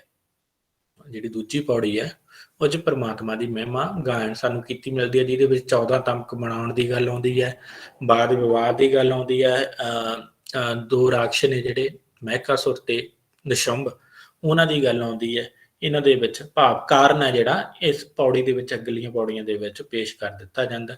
ਤੀਜੀ ਤੇ ਚੌਥੀ ਪੌੜੀ ਵਿੱਚ ਜੰਗ ਦੇ ਕਾਰਨ ਆ ਗਏ ਨੇ। ਇਸ ਤੋਂ ਅਗਲੀਆਂ ਪੌੜੀਆਂ ਦੇ ਵਿੱਚ ਫਿਰ ਕਥਾ ਦਾ ਪੂਰਾ ਵਿਸਥਾਰ ਜਿਹੜਾ ਦਿੱਤਾ ਗਿਆ ਹੈ। ਤਾਂ ਕਿਵੇਂ ਦੇਵਤਿਆਂ ਦਾ ਹੰਕਾਰ ਤੋੜਨ ਲਈ ਪ੍ਰਮਾਤਮਾ ਨੇ ਮਹਿਕਾਸੁਰ ਤੇ ਸ਼ੁੰਭ ਜਿਹੜੇ ਰਾਖਸ਼ ਪੈਦਾ ਕੀਤੇ। ਇਹਨਾਂ ਨੇ ਇੰਦਰ ਨੂੰ ਹਰਾ ਕੇ ਰਾਜ ਭਾਗ ਖੋਹ ਲਿਆ। ਇੰਦਰਾ ਦੁਰਗਾ ਦੀ ਸ਼ਰਨ ਦੇ ਵਿੱਚ ਆਉਂਦਾ। ਦੁਰਗਾ ਮਹਿਕਾਸੁਰ ਤੇ ਉਹਦੀ ਫੌਜ ਨਾਲ ਲੜਾਈ ਲੜਦੀ ਹੈ ਤੇ ਇਹਨਾਂ ਰਾਖਸ਼ਾਂ ਨੂੰ ਮਾਰ ਕੇ ਇੰਦਰ ਨੂੰ ਰਾਜ ਭਾਗ ਦੇ ਵਿੱਚ ਰਾਜ ਭਾਗ ਵਾਪਸ ਦਿਵਾਉਂਦੀ ਹੈ। ਤਾਂ ਸ਼ੁੰਭ ਨਿਸ਼ੁੰਭ ਰਾਖਸ਼ ਇੰਦਰ ਨਾਲ ਯੁੱਧ ਕਰਕੇ ਉਹਦਾ ਰਾਜ ਭਾਗ ਮੁੜ ਖੋਹ ਲੈਂਦੇ ਹਨ। ਇਸ ਤਰ੍ਹਾਂ ਇੰਦਰ ਜਿਹੜੀ ਆ ਅਸੀਂ ਦੇਖਦੇ ਹਾਂ ਇਹਦੇ ਵਿੱਚ ਕਥਾ ਦਿੱਤੀ ਗਈ ਸੀ। ਤਾਂ ਇੰਦਰ ਸਹਾਇਤਾ ਲਈ ਮੁੜ ਦੁਰਗਾ ਦੇਵੀ ਪਾਸ ਜਾਂਦਾ ਹੈ। ਤਾਂ ਇਹ ਸਾਰਾ ਕੁਝ ਜਿਹੜਾ ਆਰੰਭ ਦੇ ਵਿੱਚ ਵਾਰ ਦੇ ਵਿੱਚ ਆ ਗਿਆ ਹੈ ਤੇ ਉਸ ਤੋਂ ਬਾਅਦ ਫਿਰ ਕਾਫੀ ਪ੍ਰਚੰਡ ਰੂਪ ਦੇ ਵਿੱਚ ਕਾਫੀ ਵਿਸਥਾਰ ਦੇ ਵਿੱਚ ਹੈ ਜਿਹੜੀ ਸੰਘਰਸ਼ ਆ ਜਿਹੜਾ ਟਕਰਾਅ ਵਾਲਾ ਹਿੱਸਾ ਉਹ ਇਸ ਬਾਣੀ ਦੇ ਕਰਤੇ ਨੇ ਜਾਂ ਲੇਖਕ ਨੇ ਇਸ ਰਚਨਾ ਦੇ ਲੇਖਕ ਨੇ ਪੇਸ਼ ਕੀਤਾ ਹੈ। ਤਾਂ ਇਹ ਸਾਰੀ ਦੀ ਸਾਰੀ ਗੱਲ ਆਪਣੇ ਕੋਲ ਆ ਗਈ ਹੈ। ਤਾਂ ਇਸ ਵਾਰ ਦੇ ਵਿੱਚ ਸੁਰ ਅਤੇ ਅਸੁਰ ਵਿੱਚ ਟੱਕਰ ਜਿਹੜੀ ਰੂਪਮਾਨ ਜਿਹੜੀ ਕੀਤੀ ਗਈ ਆ ਉਹ ਮੁੱਖ ਰੂਪ ਦੇ ਵਿੱਚ ਨੇਕੀ ਸੁਰ ਤੇ ਨੇਕੀ ਤੇ ਅਸੁਰ ਜਿਹੜਾ ਬਦੀ ਦਾ ਪ੍ਰਤੀਕ ਹੈ। ਦੇਵਤਾ ਤੇ ਦਾਨਵ ਹਨ, ਅਸੀਂ ਸਾਰੇ ਹੀ ਜਾਣਦੇ ਹਾਂ ਜਿਹੜਾ ਹਿੰਦੂ ਧਰਮ ਦੇ ਵਿੱਚ ਆਉਂਦਾ, ਇੱਕ ਬਦੀ ਦਾ ਪ੍ਰਤੀਕ ਹੈ, ਇੱਕ ਨੇਕੀ ਦਾ ਪ੍ਰਤੀਕ ਹੈ। ਤਾਂ ਨੇਕੀ ਦੀ ਜਿੱਤ ਆ ਜਿਹੜੀ ਉਹ ਬਦੀ ਦੇ ਉੱਤੇ ਦਰਸਾਈ ਗਈ ਹੈ ਇਸ ਵਾਰ ਦੇ ਰਾਹੀਂ। ਤਾਂ ਜੇ ਥੋੜੇ ਜਿਹੇ ਆਪਾਂ ਕਲਾ ਵਾਲੇ ਪੱਖ ਦੇ ਬਾਰੇ ਚਰਚਾ ਕਰੀਏ ਤਾਂ ਸਿਰਖੰਡੀ ਛੰਦ ਦੀਆਂ ਜਿਹੜੀਆਂ ਨੇ ਮੁੱਖ ਰੂਪ ਚ 2 ਤੁਕਾਂ ਹੁੰਦੀਆਂ ਨੇ। ਇੱਕ ਮਾਤ੍ਰਿਕ ਛੰਦ, ਇਹ ਮਾਤ੍ਰਿਕ ਛੰਦ ਦੀ ਸ਼੍ਰੇਣੀ ਚ ਆਉਂਦਾ। ਕੁੱਲ 21 ਮਾਤਰਾਵਾਂ ਹੁੰਦੀਆਂ ਨੇ। ਪਹਿਲਾ ਵਿਸ਼ਰਾਮ 11 ਜਾਂ 12 ਮਾਤਰਾਵਾਂ ਤੇ ਹੈ। ਦੂਸਰਾ ਵਿਸ਼ਰਾਮ 9 ਜਾਂ 10 ਤੇ ਹੁੰਦਾ ਹੈ ਤੇ ਅੰਤ ਦੇ ਵਿੱਚ ਗੁਰੂ ਹੁੰਦਾ ਹੈ। ਇਹ ਧਿਆਨ ਦੇ ਵਿੱਚ ਰੱਖਣ ਦੀ ਜ਼ਰੂਰਤ ਹੈ ਕਿ ਮਾਤਰਾਵਾਂ ਦੀ ਗਿਣਤੀ ਕਿਵੇਂ ਕਰਨੀ ਹੈ ਜਾਂ ਵਰਣਾਂ ਦੀ ਗਿਣਤੀ ਕਿਵੇਂ ਕਰਨੀ ਹੈ। ਚਰਨ ਕਿਹੜੇ ਨੇ? ਚਰਨ ਤੁਸੀਂ ਇੱਥੇ ਦੇਖ ਹੀ ਰਹੇ ਹੋ, ਮੇਰੇ ਖਿਆਲ ਦੇ ਵਿੱਚ ਭਾਵੇਂ ਦੱਸਣ ਦੀ ਜ਼ਰੂਰਤ ਤਾਂ ਨਹੀਂ ਹੈ। ਢੋਲ ਨਗਾਰੇ ਵਾਏ ਤੱਕ ਇੱਕ ਚਰਨ ਹੈ। ਦਲਾ ਮੁਕਾਬਲਾ ਦੂਜਾ ਚਰਨ। ਰੋਏ ਰੋਹਲੇ ਆਏ ਤੀਜਾ ਚਰਨ। ਉੱਤੇ ਰਾਖਸ਼ਾ ਚੌਥਾ ਚਰਨ। ਠੀਕ ਹੈ ਜੀ, ਇਹ 4 ਚਰਨ ਹੋ ਗਏ। ਪਰ ਇਹ ਤੁਕਾਂ ਦੀ ਗਿਣਤੀ ਕੀ ਹੈ ਸਾਡੇ ਕੋਲ? ਇੱਥੇ 2 ਹੈ, ਪਹਿਲੀ ਤੁਕ ਤੇ ਦੂਸਰੀ ਤੁਕ। ਠੀਕ ਹੈ ਜੀ, ਜਿਹੜਾ ਇਹਦੇ ਵਿੱਚ ਕਿਹਾ ਗਿਆ ਹੈ ਵੀ ਜਿਹੜਾ ਇਹਦਾ ਮਤਲਬ ਤੁਕਾਂਤ ਮੇਲ ਹੈ ਉਹ ਅਸਲ ਦੇ ਵਿੱਚ ਜਿਹੜਾ ਦੂਜੀ ਪਹਿਲੇ ਚਰਨ ਤੇ ਤੀਜੇ ਚਰਨ ਦੇ ਵਿੱਚ ਹੁੰਦਾ। ਜਿਵੇਂ ਢੋਲ ਨਗਾਰੇ ਵਾਏ, ਰੋਏ ਰੋਹਲੇ ਆਏ।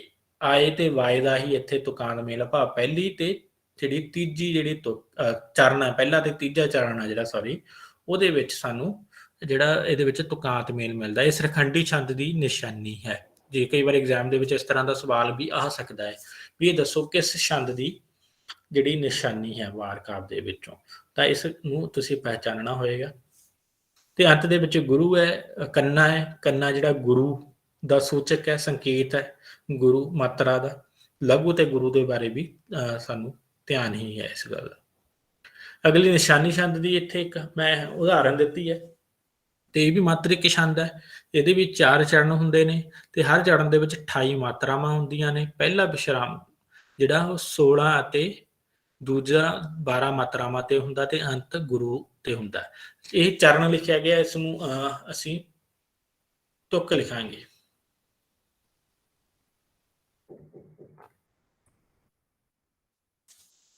ਲਗਭਗ 27-28 ਮਾਤਰਾਵਾਂ ਹਰ ਤੁਕ ਦੇ ਵਿੱਚ ਹੁੰਦੀਆਂ ਨੇ। ਪਹਿਲਾ ਜਿਹੜਾ ਵਿਸ਼ਰਾਮ ਆ ਉਹ 16 ਤੇ ਦੂਸਰਾ 12 ਦੇ ਉੱਤੇ ਹੁੰਦਾ। ਦੋਹੇ ਕੰਧਾਰਾ ਮੂੰਹ ਜੁੜੇ ਨਾਲ ਧੌਂਸਾ ਭਾਰੀ ਕੜਕ ਉੱਠਿਆ ਫੌਜ ਤੇ ਵੱਡਾ ਹੰਕਾਰੀ। ਭਾਰੀ ਤੇ ਹੰਕਾਰੀ ਇੱਥੇ ਤੁਸੀਂ ਦੇਖ ਸਕਦੇ ਹੋ ਜਿਹੜੇ ਆ ਦੂਸਰਾ ਚਰਨ ਤੇ ਚੌਥਾ ਚਰਨ ਆ ਜਿਹੜਾ ਉਹਨਾਂ ਦਾ ਆਪਸ ਵਿੱਚ ਇੱਥੇ ਤੁਕਾਂਤ ਮੇਲ ਹੈ। ਜਦੋਂ ਕਿ ਸਿਰਖੰਡੀ ਛੰਦ ਦੇ ਵਿੱਚ ਅਸੀਂ ਦੇਖਿਆ ਜਿਹੜਾ ਪਹਿਲਾ ਤੇ ਤੀਸਰਾ ਜਿਹੜਾ ਚਰਨ ਹੈ ਉਹਦੇ ਵਿੱਚ ਤੁਕਾਂਤ ਮੇਲ ਹੈ। ਇੱਥੇ ਦੂਸਰਾ ਤੇ ਚੌਥੇ ਦੇ ਵਿੱਚ ਤੁਕਾਂਤ ਮੇਲ ਹੈ।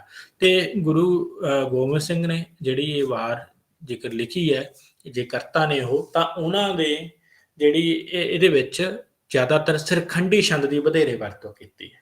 ਨਿਸ਼ਾਨੀ ਛੰਦ ਦੀ ਵੀ ਵਰਤੋਂ, ਪਰ ਉਹ ਸਾਨੂੰ ਕਿਤੇ ਕਿਤੇ ਵੇਖਣ ਨੂੰ ਮਿਲਦੀ ਹੈ ਨਿਸ਼ਾਨੀ ਛੰਦ ਦੀ, ਪਰ ਵਧੇਰੇ ਵਾਰ ਆ ਜਿਹੜੀ ਉਹ ਸਿਰਖੰਡੀ ਛੰਦ ਦੇ ਵਿੱਚ ਪੂਰੀ ਕੀਤੀ ਗਈ ਹੈ। ਇਸ ਤਰ੍ਹਾਂ ਦਾ ਪ੍ਰਸ਼ਨ ਵੀ ਕਈ ਵਾਰ ਆ ਜਾਂਦਾ ਹੁੰਦਾ। ਤਾਂ ਭੰਗਾਣੀ ਦੀ ਵਾਰ ਦੂਸਰੀ, ਅੱਗੇ ਜਿਹੜੀਆਂ ਵਾਰਾਂ ਨੇ ਉਹ ਜ਼ਿਆਦਾਤਰ ਪ੍ਰਚਲਿਤ ਨਹੀਂ ਹੈ, ਇਸ ਕਰਕੇ ਵੈਸੇ ਸਾਡੇ ਇਤਿਹਾਸ ਦਾ ਇੱਕ ਹਿੱਸਾ ਨੇ, ਤਾਂ ਉਹ ਅਸੀਂ ਇਹਨਾਂ ਦੇ ਬਾਰੇ ਚਰਚਾ ਕਰ ਚੱਲਾਂਗੇ। ਇਹ ਵਾਰ ਗੁਰੂ ਗੋਬਿੰਦ ਸਿੰਘ ਜੀ ਦੇ ਦਰਬਾਰੀ ਕਵੀ ਮੀਰ ਮੁਸ਼ਕੀ ਤੇ ਮੀਰ ਸ਼ਬੀਲਾ ਨੇ ਰਚੀ ਇਹ ਮੰਨਿਆ ਗਿਆ ਹੈ। ਤੇ ਇਹ ਭੰਗਾਣੀ ਦੇ ਯੁੱਧ ਨੂੰ ਵਰਣਨ ਕਰਦੀ ਹੈ। ਭੰਗਾਣੀ ਦਾ ਯੁੱਧ ਗੁਰੂ ਗੋਬਿੰਦ ਸਿੰਘ ਜੀ ਦੇ ਜੀਵਨ ਦਾ ਪਹਿਲਾ ਵੱਡਾ ਯੁੱਧ ਹੈ ਤੇ ਪਹਿਲੇ ਵੱਡੇ ਯੁੱਧ ਦਾ ਇਹਦੇ ਵਿੱਚ ਵਰਣਨ ਹੋਇਆ। ਤੇ ਇਹ ਯੁੱਧ ਜਿਹੜਾ 15 ਅਪ੍ਰੈਲ 1687 ਨੂੰ ਹੋਇਆ ਮੰਨਿਆ ਗਿਆ ਹੈ। ਇਸ ਵਾਰ ਦੀਆਂ ਕੁੱਲ 32 ਪੌੜੀਆਂ ਨੇ। 32 ਪੌੜੀਆਂ ਦੇ ਵਿੱਚ ਇਹ ਵਾਰ ਰਚੀ ਗਈ ਹੈ ਭਗਾਣੀ ਦੀ। ਤਾਂ ਵਾਰ ਦੀਆਂ ਪਹਿਲੀਆਂ 15 ਪੌੜੀਆਂ ਵਿੱਚ ਜੰਗ ਦੇ ਪਿਛੋਕੜ ਦਾ ਜ਼ਿਕਰ ਕੀਤਾ ਗਿਆ ਤੇ 17 ਪੌੜੀਆਂ ਦੇ ਵਿੱਚ ਜੰਗ ਦਾ ਵਰਣਨ ਕੀਤਾ ਗਿਆ ਹੈ। ਇਹ ਇਹਦਾ ਥੋੜਾ ਜਿਹਾ ਜ਼ਿਕਰ ਹੈ। ਵਾਰ ਭੇੜੇ ਕੀ ਪਾਤਸ਼ਾਹੀ 10ਵੀਂ, ਇਹ ਵੀ ਗੁਰੂ ਗੋਬਿੰਦ ਸਿੰਘ ਨਾਲ ਸੰਬੰਧਿਤ ਹੈ ਵਾਰ ਹੈ। ਇਹਦੇ ਲੇਖਕ ਦਾ ਪਤਾ ਨਹੀਂ ਹੈ, ਅਗਿਆਤ ਹੈ, ਅਨਾਮ ਹੈ। ਇਸ ਵਿੱਚ ਗੁਰੂ ਗੋਬਿੰਦ ਸਾਹਿਬ ਦੇ ਆਨੰਦਪੁਰ ਦਾ ਕਿਲਾ ਛੱਡਣ ਦੀ ਵਾਰਤਾ ਆਈ ਹੈ। ਗੁਰੂ ਖਾਲਸੇ ਦੀ ਵਾਰ ਜਾਂ ਰਾਮਕਲੀ ਵਾਰ ਪਾਤਸ਼ਾਹੀ 10ਵੀਂ ਦੀ ਇਸ ਵਾਰ ਦੀਆਂ ਕੁੱਲ 28 ਪੌੜੀਆਂ ਹਨ। ਉਹਦੀਆਂ 32 ਸਨ, ਇਹਦੀਆਂ 28 ਪੌੜੀਆਂ ਹਨ। ਇਹਦੇ 3 ਭਾਗ ਨੇ। ਪਹਿਲਾ ਭਾਗ 16ਵੀਂ ਪੌੜੀ ਤੱਕ ਗੁਰੂ ਮਹਿਮਾ ਨਾਲ ਵਰਣਨ ਹੈ। ਦੂਜੇ ਭਾਗ ਦੇ ਵਿੱਚ ਤੁਰਕ ਤੇ ਪਹਾੜੀ ਰਾਜਿਆਂ ਦੇ ਨਾਲ ਜੰਗ ਨਾਲ ਸੰਬੰਧਿਤ ਹੈ ਤੇ ਤੀਜੇ ਭਾਗ ਦੇ ਵਿੱਚ ਕਵੀ ਨੇ ਅਰਜ਼ੋਈ ਕੀਤੀ ਹੈ। ਤਾਂ ਇਸ ਤਰ੍ਹਾਂ ਦੀ ਜਿਹੜੀ ਇਹਦੀ ਸੰਰਚਨਾ ਇਸ ਵਾਰ ਦੀ। ਅਗਲੀ ਮਹੱਤਵਪੂਰਨ ਵਾਰ ਹੈ ਜਿਹੜੀ ਉਹ ਨਾਦਰ ਸ਼ਾਹ ਦੀ ਵਾਰ ਹੈ, ਜਿਹੜੀ ਸਾਡੇ ਵੱਖਰੇ ਤੌਰ ਤੇ ਵਾਰਾਂ ਦਾ ਵਿਸ਼ਾ ਵੀ ਹੈ ਵਾਰ ਵਾਲੇ ਭਾਗ ਦਾ। ਤਾਂ ਇਹਦਾ ਜਿਹੜਾ ਕਰਤਾ ਲੇਖਕ ਹੈ ਉਹ ਨਜਾਵਤ ਹੈ ਤੇ ਇਹਦੇ ਵਿੱਚ ਜਿਹੜਾ ਨਾਦਰ ਸ਼ਾਹ ਦੇ ਭਾਰਤ ਉੱਤੇ ਹਮਲੇ ਦਾ ਜ਼ਿਕਰ ਕੀਤਾ ਗਿਆ ਉਸ ਦੇ ਉੱਤੇ ਆਧਾਰਿਤ ਇਹ ਵਾਰ ਹੈ। ਇਹ ਇੱਕ ਇਤਿਹਾਸਕ ਵਾਰ ਹੈ, ਇਤਿਹਾਸਕ ਵਿਸ਼ੇ ਨਾਲ ਸੰਬੰਧਿਤ ਵਾਰ ਹੈ, ਪਰ ਇਹਦੇ ਵਿੱਚ ਆਪਣੀ ਇੱਕ ਵਿਸ਼ੇਸ਼ਤਾ ਵੱਖੋ ਰਹੀ ਹੈ ਜਿਹੜੀ ਅਸੀਂ ਅੱਗੇ ਚਰਚਾ ਕਰਦੇ ਹਾਂ। ਇਹ ਵੀ ਵਾਰ ਹੈ ਜਿਹੜੀ ਨਾਦਰ ਸ਼ਾਹ ਦੀ ਲਿਖਤੀ ਰੂਪ ਦੇ ਵਿੱਚ ਨਹੀਂ ਮਿਲੀ, ਮੂਲ ਇਹਦਾ ਖਰੜਾ ਨਹੀਂ ਮਿਲਿਆ ਤੇ 1898 ਦੇ ਵਿੱਚ ਸਰ ਐਡਵਰਡ ਮੈਕਲੋਗਨ ਨੇ ਵਾਰ ਇਲਾਕੇ ਦੇ ਮਰਾਸੀ ਦੇ ਮੂੰਹੋਂ ਸੁਣਿਆ ਤੇ ਪੰਡਿਤ ਹਰੀ ਕ੍ਰਿਸ਼ਨ ਕੋਲੋਂ ਲਿਖਵਾਈ ਇਹ ਵਾਰ। ਐਡਵਰਡ ਮੈਕਲੋਗਨ, ਇਸ ਗੱਲ ਨੂੰ, ਇਸ ਨਾਮ ਨੂੰ ਤੁਸੀਂ ਥੋੜਾ ਯਾਦ ਕਰਨ ਦੀ ਕੋਸ਼ਿਸ਼ ਕਰਨਾ, ਕਈ ਵਾਰ ਇਸ ਤਰ੍ਹਾਂ ਦਾ ਪ੍ਰਸ਼ਨ ਆ ਜਾਂਦਾ ਕਿਹਨੇ ਇਹ ਵਾਰ, ਇਸ ਅੰਗਰੇਜ਼ ਵਿਦਵਾਨ ਨੇ ਕਿਹੜੀ ਵਾਰ ਆ ਜਿਹੜੀ ਲਿਖਵਾਈ ਸੀ, ਪ੍ਰਕਾਸ਼ਿਤ ਕਰਵਾਈ ਸੀ। ਤਾਂ ਪੰਜਾਬੀ ਸਾਹਿਤ ਵਿੱਚ ਮਿਲਦੀਆਂ ਵਾਰਾਂ ਵਿੱਚੋਂ ਨਜਾਬਤ ਦੀ ਵਾਰ ਦੂਸਰੀ ਵਿਸ਼ੇਸ਼ਤਾ ਇਹ ਆ ਕਿ ਸਭ ਤੋਂ ਵਧੇਰੇ ਲੰਮੀ ਹੈ। ਨਜਾਬਤ ਦੀ ਵਾਰ ਪੰਜਾਬੀ ਦੀਆਂ ਸਾਰੀਆਂ ਵਾਰਾਂ ਦੇ ਵਿੱਚੋਂ ਸਭ ਤੋਂ ਲੰਮੇਰੀ ਜਾਂ ਲੰਮੀ ਵਾਰ ਮਿਲਦੀ ਹੈ। ਵੀਰ ਰਸ ਦੀ ਇਸ ਦੇ ਵਿੱਚ ਵੀ ਪ੍ਰਧਾਨਤਾ, ਸਮਕਾਲੀ ਰਾਜਨੀਤਿਕ ਸਥਿਤੀ ਤੇ ਸਮਾਜਿਕ ਜੀਵਨ ਦਾ ਕਲਾਤਮਿਕ ਚਿਤਰਨ ਵੀ ਹੋਇਆ ਹੈ। ਇਹਦੇ ਵਿੱਚ ਕਟਾਕਸ਼ ਵੀ ਹੈ ਤੇ ਹਾਸ ਰਸ ਦੀ ਵੀ ਸਾਨੂੰ ਝਲਕਾਰੇ ਮਿਲਦੇ ਨੇ। ਤਾਂ ਇਹ ਵਾਰ ਦਾ ਜਿਹੜਾ ਸਮਾਂ ਭਾਵੇਂ ਠੀਕ ਤਾਂ ਨਹੀਂ ਦੱਸਿਆ ਜਾ ਸਕਦਾ ਵੀ ਕਦੋਂ ਰਚਿਆ ਗਿਆ। ਤਾਂ ਇਹਦੇ ਵਿੱਚ 1739-40 ਦੇ ਵਿੱਚ ਭਾਰਤ ਤੇ ਕੀਤੇ ਹਮਲੇ ਦਾ ਜਿਹੜਾ ਨਾਦਰ ਸ਼ਾਹ ਨੇ ਕੀਤਾ ਸੀ ਉਹਦਾ ਬਿਰਤਾਂਤ ਹੈ, ਇਸ ਕਰਕੇ ਇਸ ਤੋਂ ਬਾਅਦ ਦੀ ਹੀ ਰਚਨਾ। ਤਾਂ ਉਸ ਵੇਲੇ ਬਹਾਦਰ ਸ਼ਾਹ ਰੰਗੀਲਾ ਦਿੱਲੀ ਦੇ ਤਖਤ ਤੇ ਸੀ, ਜਿਹੜਾ ਆਇਸ਼ਪ੍ਰਸਤ ਰਾਜਾ ਮੰਨਿਆ ਗਿਆ ਹੈ। ਤਾਂ ਉਸ ਵੇਲੇ ਦੀ ਬਦਅਮਨੀ ਤੇ ਆਪਾਧਾਪੀ ਦੇ ਸਮੇਂ ਦੇ ਵਿੱਚ ਜਿਹੜਾ ਨਾਦਰ ਸ਼ਾਹ ਹਮਲੇ ਕਰਦਾ ਹੈ ਤੇ ਉੱਥੇ ਜਿੱਤ ਪ੍ਰਾਪਤ ਕਰਦਾ ਹੈ। ਇਹਦਾ ਜਿਹੜਾ ਨਾਇਕ ਹੈ ਉਹ ਅਸਲ ਦੇ ਵਿੱਚ ਨਾਦਰ ਸ਼ਾਹ ਹੈ, ਇਸ ਵਾਰ ਦਾ ਨਾਇਕ। ਠੀਕ ਹੈ ਜੀ। ਇਹ ਤੋਂ ਇਲਾਵਾ ਜੇਕਰ ਹੋਰ ਵਿਸ਼ੇਸ਼ਤਾ ਦੇਖਣੀ ਹੋਵੇ ਤਾਂ ਨਜਾਬਤ ਨੇ ਭਾਰਤੀ ਇਤਿਹਾਸ ਦੇ ਵਿੱਚੋਂ ਇੱਕ ਕਥਾ ਲੈ ਕੇ ਇਸ ਵਾਰ ਦੀ ਰਚਨਾ ਕੀਤੀ ਹੈ।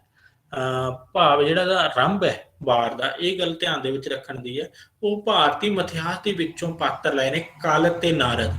ਕਈ ਵਾਰ ਇਸ ਤਰ੍ਹਾਂ ਦਾ ਪ੍ਰਸ਼ਨ ਵੀ ਆ ਜਾਂਦਾ ਵੀ ਕਿਹੜੀ ਵਾਰ ਦੇ ਵਿੱਚ ਵਾਰ ਦਾ ਜਿਹੜਾ ਆਰੰਭ ਹੈ ਉਹ ਕਲ ਤੇ ਨਾਰਦ ਦੇ ਸੰਵਾਦ ਰਾਹੀਂ ਹੁੰਦਾ ਹੈ, ਜਾਂ ਕਲ ਤੇ ਨਾਰਦ ਇਤਿਹਾਸਕ ਪਾਤਰਾਂ ਨੂੰ ਕਿਸ ਵਾਰ ਦੇ ਵਿੱਚ ਵਰਤਿਆ ਗਿਆ ਜਾਂ ਪੇਸ਼ ਕੀਤਾ ਗਿਆ ਹੈ, ਤਾਂ ਉਹ ਨਜਾਬਤ ਦੀ ਵਾਰ ਜਾਂ ਨਾਦਰ ਸ਼ਾਹ ਦੀ ਵਾਰ ਹੈ। ਤਾਂ ਇਹਦੇ ਵਿੱਚ ਜਿਹੜਾ ਇਹਨਾਂ ਦੀ ਵਰਤੋਂ ਕੀਤੀ ਹੈ। ਹਾਂਜੀ, ਇਸ ਤੋਂ ਇਲਾਵਾ ਅੱਗੇ ਇਸ ਵਾਰ ਦਾ ਅੱਗੇ ਵੇਰਵਾ ਹੈ। ਕਾਂਡਵਾਰ 38 ਕੁੱਲ ਕਾਂਡ ਨੇ ਇਸ ਵਾਰ ਦੇ, 86 ਪੌੜੀਆਂ ਨੇ ਤੇ 800 ਕੁੱਲ ਮਿਲਾ ਕੇ 17 ਮਿਲਦੀਆਂ। 38 ਕਾਂਡਾਂ ਦੇ ਵਿੱਚ ਇਸ ਵਾਰ ਜਿਹੜੀ ਸੰਪੂਰਨ ਹੋਈ ਹੈ ਤੇ 86 ਪੌੜੀਆਂ ਮਿਲਦੀਆਂ ਨੇ। ਇਸ ਗੱਲ ਨੂੰ ਸਾਨੂੰ ਯਾਦ ਹੀ ਰੱਖਣਾ ਪਏਗਾ। ਅੱਗੇ ਕਾਂਡਵਾਜ 7 ਤੋਂ 12 ਕਲ ਤੇ ਨਾਰਦ, ਕਰਮਵਾਰ ਨਾਦਰ ਸ਼ਾਹ ਤੇ ਮੁਹੰਮਦ ਸ਼ਾਹ ਨੂੰ ਭੜਕਾ ਲੜਾਈ ਦੀ ਭੂਮਿਕਾ ਮੰਨਦੇ ਨੇ। ਭਾਵ ਕਵੀ ਨੇ ਇਸ ਇਤਿਹਾਸਕ ਘਟਨਾ ਨੂੰ ਵੀ ਮਿਥਿਹਾਸ ਦੀ ਪੁੱਠ ਚਾੜ ਲਈ ਹੈ, ਹਨਾ। ਕਲ ਤੇ ਨਾਰਦ ਆ ਜਿਹੜੇ ਉਹ ਜਦੋਂ ਸ਼ਾਮਲ ਹੋ ਗਏ ਨੇ ਤੇ ਮੁਹੰਮਦ ਸ਼ਾਹ ਨੂੰ ਭੜਕਾ ਰਹੇ ਨੇ, ਤਾਂ ਉਹ ਇਤਿਹਾਸਕ ਹੁੰਦੀ ਹੋਈ ਵੀ ਮਿਥਿਹਾਸ ਦੀ ਸ਼੍ਰੇਣੀ ਦੇ ਵਿੱਚ ਚਲੀ ਗਈ ਹੈ। ਤਾਂ ਉਸ ਤੋਂ ਬਾਅਦ ਫਿਰ ਕੰਧਾਰ ਦੀ ਚੜ੍ਹਾਈ ਦਾ ਜੇਕਰ ਪਾਤਰ ਆ ਗਏ ਨੇ, ਨਿਜ਼ਾਮੁਲ ਮੁਲਕ ਤੇ ਐਲਚੀ ਦੇ ਕੌਲ ਕਰਾਰ ਆ ਗਏ ਨੇ, ਗਜਨੀ, ਕਾਬਲ, ਲਾਹੌਰ ਇਤਿਹਾਸਕ ਸ਼ਹਿਰਾਂ ਦੇ ਨਾਮ ਆ ਗਏ ਨੇ, ਦਿੱਲੀ ਦਾ ਸੰਨਿਆਸੀਆਂ ਦਾ ਮੁਠਭੇੜ, ਕਰਨਾਲ ਦਾ ਜ਼ਿਕਰ ਹੈ, ਫੈਸਲਾਕੁਲ ਲੜਾਈ ਹੁੰਦੀ ਹੈ ਅਗਲੇ ਬੰਦਾਂ ਦੇ ਵਿੱਚ, ਇਹ ਅਸੀਂ ਡਿਟੇਲ ਪੜ੍ਹ ਸਕਦੇ ਹਾਂ। ਤਾਂ ਇਹ ਵਾਰ ਪੌੜੇ ਛੰਦ ਦੇ ਵਿੱਚ ਹੀ ਲਿਖੀ ਗਈ ਹੈ। ਨਿਸ਼ਾਨੀ ਤੇ ਸਰਖੰਡੀ ਦੋਵੇਂ ਛੰਦਾਂ ਦੀ ਵਰਤੋਂ ਕੀਤੀ ਗਈ ਹੈ ਤੇ ਕੁਝ ਕੁ ਥਾਵਾਂ ਦੇ ਉੱਤੇ ਦਵਈਆ ਤੇ ਸਦ ਦੀ ਵੀ ਕਵੀ ਨੇ ਵਰਤੋਂ ਕੀਤੀ ਆ, ਵਾਰਕਾਰ ਨੇ ਵਰਤੋਂ ਕੀਤੀ ਆ। ਮੁੱਖ ਪ੍ਰਧਾਨ ਛੰਦ ਨਿਸ਼ਾਨੀ ਤੇ ਸਰਕੰਡ ਹੀ ਹਨ ਇਹਦੇ, ਪਰ ਕੁਝ ਥਾਂ ਦੇ ਉੱਤੇ ਦਵਈਆ ਤੇ ਸੱਧ ਜਿਹੜੇ ਛੰਦ ਨੇ ਉਹਨਾਂ ਦੀ ਵਰਤੋਂ ਕਵੀ ਕਰ ਲੈਂਦਾ। ਨਾਟਕਤਾ ਭਰਪੂਰ ਭਰਾ ਸਰੀਰਕ ਅੰਸ਼ ਵੀ ਇਸ ਬਾਰ ਦੇ ਵਿੱਚ, ਕਿਉਂਕਿ ਮਿਥਿਹਾਸਕ ਪਾਤਰ ਆ ਗਏ ਨੇ ਤਾਂ ਭਰਾ ਸਰੀਰਕ ਅੰਸ਼ ਵੀ ਆ ਹੀ ਜਾਣੇ ਹਨ, ਤਾਂ ਉਹ ਵੀ ਇਹਦੇ ਵਿੱਚ ਮਿਲਦੇ ਨੇ। ਭਾਸ਼ਾ ਉਸੇ ਤਰ੍ਹਾਂ ਹੀ 12 ਵਾਂਗੂ ਹੀ ਠੁਕਦਾਰ ਹੈ ਤੇ ਕਾਫੀ ਪੰਜਾਬੀ ਸੱਭਿਆਚਾਰ ਦੀ ਸਮਾਜਿਕ ਜਾਂ ਉਸ ਵੇਲੇ ਦੇ ਪੂਰੇ ਸੰਸਕ੍ਰਿਤੀ ਦੀ ਜਿਹੜੀ ਭਰਪੂਰ ਪੇਸ਼ਕਾਰੀ ਇਸ ਵਾਰ ਦੇ ਵਿੱਚ ਹੋਈ ਹੈ। ਇਹ ਉਸ ਨਿਸ਼ਾਨੀ ਛੰਦ ਦੀ ਉਦਾਹਰਨ ਤੁਸੀਂ ਦੇਖ ਸਕਦੇ ਹੋ। ਇਹਦੇ ਵਿੱਚ ਨਾਦਰ ਸ਼ਾਹ ਦੀ ਵਾਰ ਦੇ ਵਿੱਚ ਸਰਖੰਡੀ ਛੰਦ ਦੀ ਉਦਾਹਰਨ ਵੀ ਹੈ। ਇਹ ਤੋਂ ਇਲਾਵਾ ਵਾਰ ਭੈੜੇ ਕੀ ਪਾਤਸ਼ਾਹੀ 10ਵੀਂ ਇੱਕ ਹੋਰ ਵਾਰ ਮਿਲਦੀ ਹੈ, ਲੇਖਕ ਅਗਿਆਤ ਹੈ। ਇਹ ਵੀ ਗੁਰੂ ਗੋਬਿੰਦ ਸਿੰਘ ਨਾਲ ਸੰਬੰਧਿਤ ਹੈ। ਵੀਰਤਾ ਤੇ ਚਮਕੌਰ ਯੁੱਧ ਦੇ ਨਾਲ ਇਹਦਾ ਸੰਬੰਧ ਹੈ।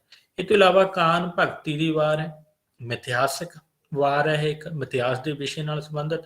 ਕ੍ਰਿਸ਼ਨ ਦੀ ਵਾਰ ਵੀਰਤਾ ਤੇ ਕੰਸ ਦੇ ਸੰਘਾਰਨ ਦੀ ਜਿਹੜੀ ਕਥਾ ਸਾਨੂੰ ਮਿਲਦੀ ਆ, ਉਹ ਲੇਖਕ ਤੇਜਭਾਨ ਨੇ ਇਸ ਦੇ ਵਿੱਚ ਪੇਸ਼ ਕੀਤੀ ਹੈ। ਲਵ ਕੁਸ਼ ਦੀ ਵਾਰ ਸਾਨੂੰ ਜਸ਼ੋਦਾ ਨੰਦਨ ਦੀ ਲਿਖੀ ਹੋਈ ਮਿਲਦੀ ਹੈ ਤੇ ਇਹਦੇ ਵਿੱਚ ਜਿਹੜਾ ਇਹ ਕਰਮਵਾਰ ਜ਼ਿਕਰ ਸਾਨੂੰ ਮਿਲਦਾ ਹੈ। 18ਵੀਂ ਸਦੀ ਦਾ ਕਵੀ ਹੋਇਆ ਤੇ ਇਹਦਾ ਜਿਹੜਾ ਵਿਸ਼ਾ ਹੈ ਉਹ ਸ਼੍ਰੀ ਰਾਮਚੰਦਰ ਵੱਲੋਂ ਸੀਤਾ ਨੂੰ ਤਿਆਗਣ ਉਪਰੰਤ ਜੋ ਉਸ ਤੋਂ ਬਾਅਦ ਦਾ ਹਾਲ ਬਿਆਨ ਹੈ। ਤਾਂ ਰਾਮਚੰਦਰ ਵੱਲੋਂ ਸੀਤਾ ਨੂੰ ਤਿਆਗੇ ਜਾਣਾ, ਸੀਤਾ ਦੇ ਦੋ ਬੱਚਿਆਂ ਲਵ ਤੇ ਕੁਸ਼ ਦਾ ਜਨਮ ਹੋਣਾ, ਰਾਮਚੰਦਰ ਜੀ ਵੱਲੋਂ ਅਸਮੇਤ ਜੱਗ ਕਰਨਾ, ਜੱਗ ਦਾ ਘੋੜਾ ਲੱਭ ਨੇ ਪਕੜਨਾ, ਕੁਸ਼ ਤੇ ਲਛਮਣ ਦਾ ਯੁੱਧ ਹੋਣਾ, ਯੁੱਧ ਵਿੱਚ ਲਛਮਣ ਦਾ ਮੂਰਛਿਤ ਹੋਣਾ, ਬਾਲਮੀਕੀ ਦਾ ਉਸ ਨੂੰ ਪੁਨਰ ਜੀਵਿਤ ਕਰਨਾ। ਤਾਂ ਇਹ ਜਿਹੜੇ ਸਾਰੇ ਦੇ ਸਾਰੇ ਵਿਸ਼ੇ ਨੇ ਮਿਥਿਹਾਸ ਦੇ, ਜਿਹੜੇ ਰਾਮਾਇਣ ਦੇ ਪੱਖ ਨਾਲ ਸੰਬੰਧਿਤ ਨੇ ਨਾ, ਤੇ ਉਹ ਇਹਦੇ ਵਿੱਚ ਜਿਹੜਾ ਜਸ਼ੋਦਾ ਨੰਦਨ ਨੇ ਪੇਸ਼ ਕੀਤੇ ਹਨ। ਇਸ ਵਾਰ ਦੀਆਂ ਕੁੱਲ 88 ਪੌੜੀਆਂ ਮਿਲਦੀਆਂ ਨੇ ਤੇ ਸਰਖੰਡੀ ਛੰਦ ਦੀ ਇਹਦੇ ਵਿੱਚ ਵਰਤੋਂ ਕੀਤੀ ਗਈ ਹੈ। ਕੁੱਲ 88 ਪੌੜੀਆਂ ਦੇ ਵਿੱਚ ਇਹ ਵਾਰ ਲਿਖੀ ਹੈ। ਇਹ ਇੱਕ ਨਮੂਨਾ ਵੀ ਇੱਥੇ ਪੇਸ਼ ਕਰ ਦਿੱਤਾ ਗਿਆ। ਇਹ ਤੋਂ ਇਲਾਵਾ ਇੱਕ ਹੋਰ ਲਵ ਕੁਸ਼ ਦੀ ਵਾਰ ਹੈ ਜੀ, ਇਹ ਦੇਵੀਦਾਸ ਦੀ ਰਚਨਾ ਹੈ ਤੇ ਇਸ ਵਾਰ ਵਿੱਚ ਪੌੜੀਆਂ ਦੇ ਨਾਲ ਨਾਲ ਦੋਹਰੇ ਜਾਂ ਸੋਠੇ ਵੀ ਆਏ ਨੇ। ਦੋਹਰੇ ਤਾਂ ਸੋਠਿਆਂ ਦੀ ਵੀ ਜਿਹੜੀ ਆ ਇਹਦੇ ਵਿੱਚ ਛੰਦਾਂ ਦੀ ਜਿਹੜੀ ਵਰਤੋਂ ਕੀਤੀ ਹੈ। ਇਸ ਵਾਰ ਦੀਆਂ 70 ਪੌੜੀਆਂ ਨੇ, ਉਸ ਦੀਆਂ 88 ਸਨ ਤੇ ਇਸ ਦੀਆਂ ਕੁੱਲ 70 ਪੌੜੀਆਂ ਨੇ ਤੇ ਇਹਦੇ ਵਿੱਚ ਕਵੀ ਨੇ ਦੇਵਾਨਾਗਰੀ ਲਿਪੀ ਦੀ ਜ਼ਿਆਦਾ ਵਰਤੋਂ ਕੀਤੀ ਹੈ। ਇਹ ਇੱਕ ਉਦਾਹਰਨ ਤੁਸੀਂ ਇੱਥੇ ਦੇਖ ਸਕਦੇ ਹੋ। ਅਗਲੀ ਮਹੱਤਵਪੂਰਨ ਵਾਰ ਹੈਗੀ ਚੱਠਿਆਂ ਦੀ ਵਾਰ। ਮੁੱਖ ਰੂਪ ਦੇ ਵਿੱਚ ਸਾਡੇ ਕੋਲ ਜਿਹੜੀਆਂ 3 ਵਾਰਾਂ ਮਹੱਤਵਪੂਰਨ ਨੇ, ਚੰਡੀ ਦੀ ਵਾਰ, ਨਾਦਰ ਸ਼ਾਹ ਦੀ ਵਾਰ ਤੇ ਚੱਠਿਆਂ ਦੀ ਵਾਰ। ਇਸ ਦਾ ਕਵੀ ਜਿਹੜਾ ਹੈ ਪੀਰ ਮੁਹੰਮਦ ਹੈ ਤੇ ਇਹ ਇੱਕ ਵਿਸ਼ੇਸ਼ ਵਾਰਾਂ ਦੇ ਵਿੱਚ ਵਿਸ਼ੇਸ਼ਤਾ ਰੱਖਦੀ ਹੈ, ਮਹੱਤਵਪੂਰਨ ਹੈ। ਇਹਦੇ ਵਿਚਲਾ ਜਿਹੜਾ ਵਿਸ਼ਾ ਹੈ ਉਹ ਮਹਾਰਾਣਾ ਰਣਜੀਤ ਸਿੰਘ ਦੇ ਪਿਤਾ ਮਹਾ ਸਿੰਘ ਦੀ ਮੰਚਰ ਦੇ ਕਿਲੇ ਵਿੱਚ ਆਕੀ ਹੋ ਕੇ ਬੈਠੇ ਗੁਲਾਮ ਮੁਹੰਮਦ ਵਿਰੁੱਧ ਜੰਗ ਦਾ ਵਰਣਨ ਇਹਦੇ ਵਿੱਚ ਕੀਤਾ ਗਿਆ ਹੈ। ਤੇ ਇਹਦਾ ਜਿਹੜਾ ਨਾਇਕ ਹੈ ਉਹ ਭਾਵੇਂ ਗੁਲਾਮ ਮੁਹੰਮਦ ਹੈ ਤੇ ਗੁਲਾਮ ਮੁਹੰਮਦ ਜਿਹੜਾ ਕਿ ਜੰਗ ਦੇ ਵਿੱਚ ਹਾਰ ਜਾਂਦਾ ਹੈ। ਤੇ ਇਹ ਜਿਹੜੇ 1780-90 ਦੇ ਵਿਚਕਾਰ ਜਿਹੜੀ ਇਹ ਘਟਨਾ ਇਤਿਹਾਸਕ ਘਟਨਾ ਹੈ ਤੇ 1780-90 ਦੇ ਵਿਚਕਾਰ ਵਾਪਰੀ ਸੀ। ਇਹ ਰਚਨਾ ਕਦੋਂ ਲਿਖੀ ਹੈ ਇਹਦੇ ਬਾਰੇ ਕੋਈ ਵੀ ਠੀਕ ਠਾਕ ਜਾਣਕਾਰੀ ਸਾਨੂੰ ਉਪਲਬਧ ਨਹੀਂ ਹੈ। ਤੇ ਇਹ ਉਹਦੀ ਡਿਟੇਲ ਹੈ ਅੱਗੇ। ਮਾਨ ਸਿੰਘ ਨੇ ਉਹਦਾ ਪਿੱਛਾ ਨਾ ਛੱਡਿਆ, ਗੁਲਾਮ ਮੁਹੰਮਦ ਅਤੇ ਰਸੂਲ ਨਗਰ ਜਿੱਤ ਉਪਰੰਤ ਮੰਚਰ ਦੇ ਕਿਲੇ ਤੇ, ਇੱਥੇ ਗਲਤ ਟਾਈਪ ਹੋ ਗਿਆ, ਮੰਚਰ ਲਿਖਣਾ ਸੀ, ਕਿਲੇ ਤੇ ਗੁਲਾਮ ਮੁਹੰਮਦ ਤੇ ਉਸਦੇ ਭਰਾ ਕੁਤਬਦੀਨ ਨੂੰ ਜਾਨੋਂ ਮਾਰ ਦਿੱਤਾ ਗਿਆ ਜੀ। ਕਵੀ ਨੇ ਇਸ ਵਾਰ ਵਿੱਚ ਗੁਲਾਮ ਮੁਹੰਮਦ ਦੀ ਸੂਰਬੀਰਤਾ ਦਾ ਜਿਹੜਾ ਵਰਣਨ ਕੀਤਾ ਹੈ ਤੇ ਭਰਪੂਰ ਇਤਿਹਾਸਕ ਮਿਥਿਹਾਸਕ ਜਾਣਕਾਰੀ ਇਸ ਵਾਰ ਦੇ ਵਿੱਚ ਪੀਰ ਮੁਹੰਮਦ ਦੀ ਸਾਨੂੰ ਵੇਖਣ ਨੂੰ ਮਿਲਦੀ ਹੈ। ਇਹ ਵਾਰ ਹੈ ਜਿਹੜੀ ਅਧੂਰੀ ਮਿਲਦੀ ਹੈ। ਇਹਦੇ ਵਿੱਚ ਕੇਵਲ 91 ਪੌੜੀਆਂ ਹੀ ਮਿਲਦੀਆਂ ਨੇ ਇਸ ਵਾਰ ਦੀਆਂ, ਬਾਕੀ ਨਹੀਂ ਮਿਲਦੀਆਂ, ਤਾਂ ਅਧੂਰੇ ਰੂਪ ਦੇ ਵਿੱਚ ਮਿਲਦੀ ਹੈ। ਨਿਸ਼ਾਨੀ ਛੰਦ ਦੀ ਇਹਦੇ ਵਿੱਚ ਜਿਹੜੀ ਵਰਤੋਂ ਕੀਤੀ ਗਈ ਹੈ। ਵਾਰ ਹਕੀਕਤ ਰਾਏ ਤੇ ਇਹ ਅਗਰਾ ਕਵੀ, ਇਸ ਦਾ ਅਗਰਾ ਕਵੀ ਹੈ ਤੇ ਇਹਦੇ ਵਿੱਚ ਹਕੀਕਤ ਰਾਏ ਇੱਕ ਹੋਇਆ ਵਿਅਕਤੀ, ਤਾਂ ਉਹਦੇ ਧਰਮ ਪਰਿਵਰਤਨ ਦੇ ਮਾਮਲੇ 'ਚ ਜਿਹੜੀ ਸ਼ਹੀਦੀ ਦਿੱਤੀ ਸੀ ਉਹਦਾ ਪ੍ਰਸੰਗ ਇਹਦੇ ਵਿੱਚ ਮਿਲਦਾ ਹੈ। ਤੇ 1792 ਦੇ ਵਿੱਚ ਲਗਭਗ ਇਹ ਲਿਖੀ ਹੋਈ ਵਾਰ ਮੰਨੀ ਜਾਂਦੀ ਹੈ ਅਗਰੇ ਕਵੀ ਵੱਲੋਂ। ਤੇ ਕੁੱਲ 212 ਬੰਦ ਹਨ ਇਸ ਦੇ, 212 ਬੰਦ ਨੇ। ਠੀਕ ਹੈ ਜੀ। ਇਹ ਮੰਨਿਆ ਜਾਂਦਾ ਕਿ ਉਹ ਤੋਂ ਇਸ ਘਟਨਾ ਤੋਂ ਲਗਭਗ 50 ਵਰ੍ਹੇ ਬਾਅਦ ਇਸ ਨੂੰ ਕਲਮਬੱਧ ਕੀਤਾ ਗਿਆ ਹੈ। ਤਾਂ ਇਹ ਲਗਭਗ 1734 ਈਸਵੀ ਦੇ ਵਿੱਚ ਇਹ ਘਟਨਾ ਵਾਪਰੀ, ਤਾਂ 1784 ਈਸਵੀ ਦੇ ਲਗਭਗ ਇਸ ਨੂੰ ਕਾਵਿ ਰੂਪ ਦਿੱਤਾ, ਜਾਂ ਇਸ ਘਟਨਾ ਨੂੰ ਵਾਰ ਦੇ ਰੂਪ ਦੇ ਵਿੱਚ ਪੇਸ਼ ਕੀਤਾ ਅਗਰੇ ਕਵੀ ਨੇ। ਇਸ ਵਾਰ ਦੇ 212 ਕਾਵਿ-ਬੰਧ ਹਨ। ਆਰੰਭ ਵਿੱਚ ਇੱਕ ਦੋਹਰਾ ਹੈ ਤੇ ਇੱਕ ਛੰਦ ਦੀ ਵਰਤੋਂ ਕੀਤੀ ਗਈ ਹੈ। ਤੀਸਰੇ ਕਾਵਿ-ਬੰਧ ਤੋਂ 4 ਤੁਕਾਂ ਵਾਲੀਆਂ ਪੌੜੀਆਂ ਸ਼ੁਰੂ ਹੁੰਦੀਆਂ ਨੇ। 4 ਤੁਕਾਂ ਵਾਲੀਆਂ ਪੌੜੀਆਂ ਦੀ ਵਰਤੋਂ ਕੀਤੀ ਹੈ ਤੇ ਇਹਨਾਂ ਪੌੜੀਆਂ ਦੇ ਵਿੱਚ ਦਵੱਯਾ ਛੰਦ ਦੀ ਕਵੀ ਨੇ ਵਰਤੋਂ ਕੀਤੀ ਹੈ। ਇਹ ਉਦਾਹਰਨ ਤੁਸੀਂ ਸਕਰੀਨ ਦੇ ਉੱਤੇ ਵੇਖ ਰਹੇ ਹੋ ਜੀ। ਅਗਲਾ ਸਾਡੇ ਕੋਲ ਵਿਸ਼ਾ ਹੈ ਜੰਗਨਾਮਾ। ਜੰਗਨਾਮਾ ਯੁੱਧ, ਲੜਾਈ, ਹਾਲ ਦਾ ਬਿਆਨ, ਇਹ ਸੰਦੇਸ਼, ਕਿਉਂਕਿ ਨਾਮਾ ਸੰਦੇਸ਼ ਨਾਲ, ਚਿੱਠੀ ਨਾਲ ਸੰਬੰਧਿਤ ਹੈ ਸ਼ਬਦ ਹੈ, ਤਾਂ ਜਿਹਦੇ ਵਿੱਚ ਜੰਗ ਦਾ ਹਾਲ ਸੁਣਾਇਆ ਗਿਆ ਹੈ, ਜੰਗ ਦਾ ਸੰਦੇਸ਼ ਹੈ, ਜੰਗ ਦੀ ਇੱਕ ਤਰ੍ਹਾਂ ਦੀ ਚਿੱਠੀ ਹੈ। ਤਾਂ ਚਿੱਠੀ ਰੂਪ ਦੇ ਵਿੱਚ ਜਿਵੇਂ ਵਰਣਨ ਕੀਤਾ ਗਿਆ ਹੁੰਦਾ ਲਗਭਗ ਉਸੇ ਹੀ ਤੁਸੀਂ ਦੇਖੋਗੇ, ਹਨਾ। ਅਸੀਂ ਜਦ ਦੇਖਦੇ ਹਾਂ ਸ਼ਾਹ ਮੁਹੰਮਦ ਦੇ ਜੰਗਨਾਮੇ ਨੂੰ ਤਾਂ ਉਸੇ ਰੂਪ ਦੇ ਵਿੱਚ ਵਰਣਨ ਕੀਤਾ ਜਿਹਦੇ ਵਿੱਚ ਅੱਗਾ ਤੇ ਪਿੱਛਾ ਘਟਨਾਵਾਂ ਨੂੰ ਜਿਹੜਾ ਬਿਆਨ ਕੀਤਾ ਗਿਆ। ਤਾਂ ਇਹਦੇ ਬਾਰੇ ਕਾਹਨ ਸਿੰਘ ਨਾਭਾ ਨੇ ਵੀ ਆਪਣੇ ਵਿਚਾਰ ਪੇਸ਼ ਕੀਤੇ ਨੇ। ਇਹਨਾਂ ਨੂੰ ਪ੍ਰਭਾਸ਼ਿਤ ਕਰਨ ਦਾ ਯਤਨ ਕੀਤਾ ਕਿ ਫਾਰਸੀ ਦਾ ਪ੍ਰਸਿੱਧ ਕਾਵਿ ਰੂਪ ਹੈ ਤੇ ਲੜਾਈ ਜਾਂ ਜੰਗ ਦਾ ਪੂਰਾ ਵਿਸਤ੍ਰਿਤ ਵਰਣਨ ਜੰਗਨਾਮੇ ਦੇ ਵਿੱਚ ਹੁੰਦਾ ਹੈ। ਜੰਗਨਾਮੇ ਦੀਆਂ ਕੁਝ ਵਿਸ਼ੇਸ਼ਤਾਵਾਂ ਹਨ। ਵਾਸਤਵਿਕ ਘਟਨਾਵਾਂ ਦਾ ਹੀ ਉਲੇਖ ਸਾਨੂੰ ਜੰਗਨਾਮਿਆਂ ਦੇ ਵਿੱਚ ਮਿਲਦਾ ਹੈ। ਤਾਰੀਖੀ ਘਟਨਾਵਾਂ ਦਾ ਬਿਆਨ ਇਹਨਾਂ ਦੇ ਵਿੱਚ ਮਿਲਦਾ ਹੈ। ਜੰਗਨਾਮਿਆਂ ਦੇ ਵਿੱਚ ਇਹ ਵਿਸ਼ੇਸ਼ਤਾਵਾਂ ਇਹਨਾਂ ਦੀ। ਇਤਿਹਾਸਕ ਪੱਖ ਦਾ ਵਿਸ਼ੇਸ਼ ਸਥਾਨ ਜੰਗਨਾਮਿਆਂ ਦੇ ਵਿੱਚ ਹੈ। ਜਦੋਂ ਕਿ ਅਸੀਂ ਵੇਖਦੇ ਹਾਂ ਵਾਰਾਂ ਦੇ ਵਿੱਚ ਮਿਥਿਹਾਸਕ ਪਾਤਰ ਵੀ ਆਉਂਦੇ ਨੇ, ਮਿਥਿਹਾਸਕ ਘਟਨਾਵਾਂ ਦੇ ਉੱਤੇ ਵੀ ਜਿਹੜੀਆਂ ਵਾਰਾਂ ਲਿਖੀਆਂ ਗਈਆਂ ਨੇ। ਤਾਂ ਇੱਕ ਵਿਸ਼ੇਸ਼ਤਾ ਇਹ ਵੀ ਹੈ ਕਿ ਜਿਹੜਾ ਮੁਕਾਬਲਤਨ ਵਾਰਾਂ ਦੇ ਮੁਕਾਬਲਤਨ ਜੰਗਨਾਮੇ ਦਾ ਜਿਹੜਾ ਨਾਇਕ ਧਿਰ ਹੈ ਜਿਹੜੀ ਉਹ ਹਾਰ ਜਾਂਦੀ ਹੈ ਇਹਨਾਂ ਦੇ ਵਿੱਚ। ਜਿਵੇਂ ਅਸੀਂ ਦੇਖੀਏ ਜਿਹੜਾ ਮੁਕਬਲ ਨੇ ਜੰਗਨਾਮਾ ਲਿਖਿਆ, ਹਜ਼ਰਤ ਹੁਸੈਨ ਨਾਲ ਸੰਬੰਧਿਤ ਖਲੀਫਾ ਜਿਹੜਾ ਹੁਸੈਨ ਸੀ, ਉਹਨਾਂ ਦੀ ਜਿਹੜੀ ਸ਼ਹੀਦੀ ਦਾ ਜ਼ਿਕਰ ਹੈ ਬੜੇ ਕਰੁਣਾਮਈ ਢੰਗ ਨਾਲ ਪੇਸ਼ ਕੀਤਾ। ਇਹਦੇ ਵਿੱਚ ਵੀ ਸ਼ਾਹ ਮੁਹੰਮਦ ਜਿਹੜੀ ਪ੍ਰਸਿੱਧ ਪੰਜਾਬੀ ਦਾ ਜੰਗਨਾਮਾ ਹੈ ਉਹਦੇ ਵਿੱਚ ਵੀ ਅਸੀਂ ਦੇਖਦੇ ਹਾਂ ਵੀ ਉਹਨਾਂ ਦੀ ਨਾਇਕ ਦੀ ਤਰ੍ਹਾਂ ਹਾਰ ਜਾਂਦੀ ਹੈ ਤੇ ਕਰੁਣਾਮਈ ਢੰਗ ਦੇ ਨਾਲ ਉਹਨਾਂ ਦਾ ਬਿਆਨ ਕੀਤਾ ਹੈ। ਜੰਗ ਦੇ ਇਤਿਹਾਸਕ ਕਾਰਨਾਂ ਤੇ ਹਾਲਤਾਂ ਦਾ ਵੇਰਵਾ ਵੀ ਜੰਗਨਾਮੇ ਦੇ ਵਿੱਚੋਂ ਮਿਲ ਜਾਂਦਾ ਹੈ। ਤਤਕਾਲੀ ਸਮਾਜ ਦੇ ਰਾਜਨੀਤਿਕ, ਆਰਥਿਕ, ਸੱਭਿਆਚਾਰਕ, ਧਾਰਮਿਕ ਆਦਿ ਪੱਖਾਂ ਤੇ ਵੀ ਵੇਰਵੇ ਮਿਲ ਜਾਂਦੇ ਨੇ। ਕਰੁਣਾ ਤੇ ਵੀਰ ਰਸ ਇਹਨਾਂ ਦਾ ਪ੍ਰਧਾਨ ਰਸ ਨੇ ਤੇ ਜ਼ਿਆਦਾਤਰ ਜੰਗਨਾਮੇ ਜਿਹੜੇ ਸਾਨੂੰ ਦਵੱਈਏ ਤੇ ਬੈਂਤ ਛੰਦ ਦੀ ਵਰਤੋਂ ਦੇ ਵਿੱਚ ਮਿਲਦੇ ਨੇ। ਪੰਜਾਬੀ ਜੰਗਨਾਮੇ ਦਾ ਇਤਿਹਾਸ ਮੁਹੱਬਤ ਮੁਹੰਮਦ ਕਾਸਵੀ ਨਾਲ ਸ਼ੁਰੂ ਹੁੰਦਾ ਹੈ ਜੀ। ਤੇ ਜੰਗਨਾਮਾ ਕਰਬਲਾ ਦੀ ਰਚਨਾ 1681 ਈਸਵੀ ਦੇ ਵਿੱਚ ਹੋਈ ਮੰਨੀ ਜਾਂਦੀ ਹੈ। ਜੰਗਨਾਮਾ ਕਰਬਲਾ ਤੇ ਕਰਬਲਾ ਜਿਹੜਾ ਸਥਾਨ ਹੈ ਇਹ ਅਰਬ ਦੇ ਵਿੱਚ ਮੱਕੇ ਕੋਲ ਹੈ ਤੇ ਜਿੱਥੇ ਜਿਹੜੇ ਆ ਹਸਨ ਤੇ ਹੁਸੈਨ ਦੀ ਜਿਹੜੀ ਸ਼ਹੀਦੀ ਹੁੰਦੀ ਹੈ। ਖਲੀਫਾ ਜਿਹੜੇ ਹਜ਼ਰਤ ਅਲੀ ਦੇ ਪੁੱਤਰ ਸਨ ਤੇ ਉਹਨਾਂ ਦੀ ਸ਼ਹੀਦੀ ਦੇ ਉੱਤੇ ਜਿਹੜੇ ਕਹਿ ਲਓ ਕਰੁਣਾਮਈ ਢੰਗ ਦੇ ਨਾਲ ਇਸ ਵਾਰ ਨੂੰ ਜੰਗਨਾਮੇ ਨੂੰ ਲਿਖਿਆ ਗਿਆ ਹੈ। ਤੇ ਇਸ ਵਿੱਚ ਕਰਬਲਾ ਦੀ ਜੰਗ ਦਾ ਵਰਣਨ ਇੱਥੇ ਦੱਸ ਹੀ ਦਿੱਤਾ ਸੀ, ਪੇਸ਼ ਹੋਇਆ ਤੇ ਇਮਾਮ ਹੁਸੈਨ ਦੇ ਸ਼ਹਾਦਤ ਦੇ ਪ੍ਰਸੰਗ ਨੂੰ ਪਹਿਲੀ ਵਾਰ ਪੰਜਾਬੀ ਭਾਸ਼ਾ ਦੇ ਵਿੱਚ ਇੱਥੇ ਪੇਸ਼ ਕੀਤਾ ਗਿਆ ਹੈ। ਜੰਗਨਾਮਾ ਗੁਰੂ ਗੋਬਿੰਦ ਸਿੰਘ ਰਚਿਤ ਕਵੀ ਅਣੀ ਰਾਏ ਦੇ ਲਿਖੀ ਹੋਈ ਗੁਰਮੁਖੀ ਤੇ ਬੋਲੀ ਬ੍ਰਜ ਦੀ ਰੰਗਣ ਵਾਲੀ ਰਚਨਾ ਦੋਹਰੇ ਕਵਿਤਾ ਤੇ ਸਵਈਆਂ ਦੇ ਵਿੱਚ ਪੇਸ਼ ਲਿਖੀ ਗਈ ਹੈ। ਇਹਦੇ ਵਿਚਲਾ ਜਿਹੜਾ ਵਿਸ਼ਾ ਹੈ ਘਟਨਾ ਅਨੰਦਪੁਰ ਦੇ ਨੇੜੇ ਸਤਲੁਜ ਦਰਿਆ ਦੇ ਕੰਢੇ ਜਿਹੜਾ ਯੁੱਧ ਹੋਇਆ ਉਹਦੇ ਵਿੱਚ ਗੁਰੂ ਜੀ ਤੇ ਅਜੀਮ ਖਾਂ ਵਿਚਕਾਰੇ ਯੁੱਧ ਹੋਇਆ ਸੀ ਤੇ ਅਜੀਮ ਖਾਂ ਦੇ ਵਿੱਚ ਮਾਰਿਆ ਜਾਂਦਾ ਤੇ ਖਾਲਸੇ ਦੀ ਜਿੱਤ ਹੁੰਦੀ ਹੈ। ਤੇ ਇਹ ਜੰਗਨਾਮੇ ਦੇ ਵਿੱਚ ਤੁਸੀਂ ਦੇਖੋਗੇ ਕਿਉਂਕਿ ਗੁਰੂ ਗੋਬਿੰਦ ਸਿੰਘ ਇਸ ਦੇ ਨਾਇਕ ਨੇ, ਉਹ ਹਾਰਦੇ ਨਹੀਂ, ਉਹ ਜਿੱਤਦੇ ਨੇ। ਠੀਕ ਹੈ ਜੀ। ਤੇ ਇੱਥੇ ਜਿਹੜਾ ਅਸੀਂ ਦੇਖ ਸਕਦੇ ਹਾਂ ਜਿਹੜੀ ਪਹਿਲਾਂ ਵਿਸ਼ੇਸ਼ਤਾ ਜੰਗਨਾਮੇ ਦੀ ਦਿੱਤੀ ਗਈ ਹੈ ਇਸ ਜੰਗਨਾਮੇ ਤੇ ਲਾਗੂ ਨਹੀਂ ਹੁੰਦੀ।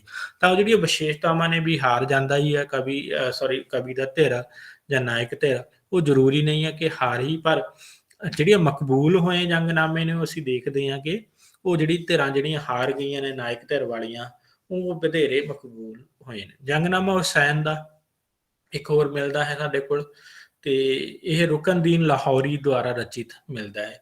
ਇਹ ਮੰਨਿਆ ਜਾਂਦਾ ਕਿ 1724 ਈਸਵੀ ਦੇ ਵਿੱਚ ਲਿਖਿਆ ਤੇ ਇਹ ਨਰੋਲ ਪੰਜਾਬੀ ਦੇ ਵਿੱਚ ਸਭ ਤੋਂ ਪਹਿਲਾਂ ਲਿਖਿਆ ਜੰਗਨਾਮਾ ਮੰਨਿਆ ਜਾਂਦਾ।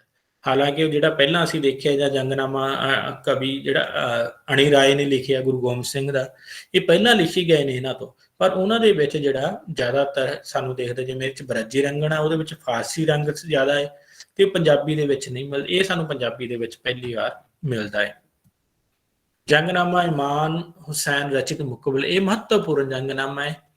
ਜਿਹੜਾ ਮੁਕਬਲ ਨੇ ਲਿਖਿਆ, ਜਿਹਨੇ ਕਿੱਸਾ ਹੀਰ ਦਾ ਕਿੱਸਾ ਵੀ ਲਿਖਿਆ ਸੀ, ਤੇ ਇਹ 1747 ਈਸਵੀ ਦੇ ਲਗਭਗ ਲਿਖਿਆ ਹੋਇਆ ਸਾਨੂੰ ਮਿਲਦਾ ਹੈ। ਤੇ ਇਹਦੇ ਵਿੱਚ ਜਿਹੜਾ ਹੈ ਕਰਬਲਾ ਦੀ ਹੀ ਖੂਨੀ ਘਟਨਾ ਦਾ ਜ਼ਿਕਰ ਹੈ। ਤਾਂ ਜਿਹੜੇ ਜੰਗਨਾਮੇ ਅਸੀਂ, ਕਿਉਂਕਿ ਜਿਹੜੀ ਇੱਕ ਗੱਲ ਹੋਰ ਇੱਥੇ ਥੋੜੀ ਜਿਹੀ ਮੈਂ ਤੁਹਾਡੇ ਨਾਲ ਸਾਂਝੀ ਕਰਨਾ ਚਾਹੁੰਦਾ, ਜਿਹੜੀਆਂ ਵਾਰਾਂ ਨੇ ਜਾਂ ਵੀਰਕਾ ਪਰੰਪਰਾ ਪੰਜਾਬ ਦੀ ਧਰਤੀ ਦੇ ਵਿੱਚੋਂ ਪੈਦਾ ਹੋਈ ਪਰੰਪਰਾ ਹੈ ਕਾਵਿ ਰੂਪ। ਤੇ ਜਦੋਂ ਕਿ ਜਿਹੜਾ ਜੰਗਨਾਮਾ ਹੈ ਉਹ ਪੰਜਾਬ, ਕਈ ਵਾਰ ਇਸ ਤਰ੍ਹਾਂ ਦਾ ਪ੍ਰਸ਼ਨ ਵੀ ਆ ਸਕਦਾ ਹੈ, ਤਾਂ ਜੰਗਨਾਮਾ ਹੈ ਜਿਹੜਾ ਉਹ ਪੰਜਾਬ ਨਾਲ ਸੰਬੰਧਿਤ ਕਾਵਿ ਰੂਪ ਨਹੀਂ, ਫਾਰਸੀ ਦੇ ਵਿੱਚੋਂ ਜਿਹੜਾ ਪੰਜਾਬੀ ਕਵੀਆਂ ਨੇ ਅਪਣਾਇਆ। ਇਸੇ ਕਰਕੇ ਅਸੀਂ ਦੇਖਦੇ ਹਾਂ ਇਹ ਜੰਗਨਾਮੇ ਜਿਹੜੇ ਨੇ ਇਮਾਮ ਹੁਸੈਨ ਦੀ ਜਿਹੜੀ ਸ਼ਹਾਦਤ ਨਾਲ ਸੰਬੰਧਿਤ ਕਰੁਣਾਮਈ ਢੰਗ ਦੇ ਨਾਲ ਲਿਖੇ ਹੋਏ ਸਾਨੂੰ ਮਿਲਦੇ ਨੇ। ਤੇ ਇਹ ਫਿਰ ਜਿਹੜੇ ਜੰਗਨਾਮਾ ਮੁਕਬਲ ਨੇ ਇਮਾਮ ਹੁਸੈਨ ਦੀ ਜਿਹੜੀ ਕਰਬਲਾ ਦੀ ਖੂਨੀ ਘਾਤ ਨਾਲ ਸੰਬੰਧਿਤ ਪੇਸ਼ ਕੀਤਾ ਇਹਦੇ ਵਿੱਚ। ਜੰਗਨਾਮਾ ਫਾਰਸੀ ਦੀਆਂ ਰਜਮੀਆਂ ਨਜ਼ਮ ਵਾਂਗ ਸਮਨਵੀ ਰੂਪ ਵਿੱਚ ਹੈ, ਦੋ ਦੋ ਤੁਕਾਂ ਮਿਲਦੀਆਂ ਨੇ ਇਸ ਦੀਆਂ, ਤੇ ਹਰ ਜੋੜੇ ਤੁਕਾਂ ਦਾ ਕਾਫੀਆ ਵੱਖਰਾ ਸਾਨੂੰ ਮਿਲਦਾ ਹੈ। ਜੰਗਨਾਮੇ ਦੀ ਬੋਲੀ ਠੇਠ ਪੰਜਾਬੀ ਹੈ, ਪਰ ਫਾਰਸੀ ਤੇ ਅਰਬੀ, ਜਿਵੇਂ ਅਸੀਂ ਸੂਫੀ ਕਵੀਆਂ ਦੀ ਰਚਨਾਵਾਂ ਦੇ ਵਿੱਚ ਵੇਖਦੇ ਹਾਂ, ਵਰਤੋਂ ਕੀਤੀ ਮਿਲਦੀ ਹੈ। ਬਿਆਨ ਇਹਦੇ ਵਿੱਚ ਸਾਦਾ ਤੇ ਸਰਲ ਹੀ ਰੱਖਣਾ ਪੈਂਦਾ ਹੈ। ਤੇ ਜਿਵੇਂ ਤੁਸੀਂ ਇਹਦੀ ਇੱਕ ਉਦਾਹਰਨ ਇੱਥੇ ਦੇਖ ਸਕਦੇ ਹੋ, ਜਿਹੜੀ ਪੰਜਾਬੀ ਦੇ ਕਾਫੀ ਨੇੜੇ ਹੈ ਆਧੁਨਿਕ ਪੰਜਾਬੀ ਦੇ, ਤਾਂ ਇਸ ਵਿੱਚ ਹਸਨ ਤੇ ਹੁਸੈਨ ਦੀ ਸ਼ਹਾਦਤ ਦਾ ਕਰੁਣਾਮਈ ਜਿਹੜਾ ਬਿਆਨ ਦਰਜ ਹੈ ਜੀ। ਅੱਗੇ ਹੈਗਾ ਜੰਗਨਾਮਾ ਹਾਮਦ।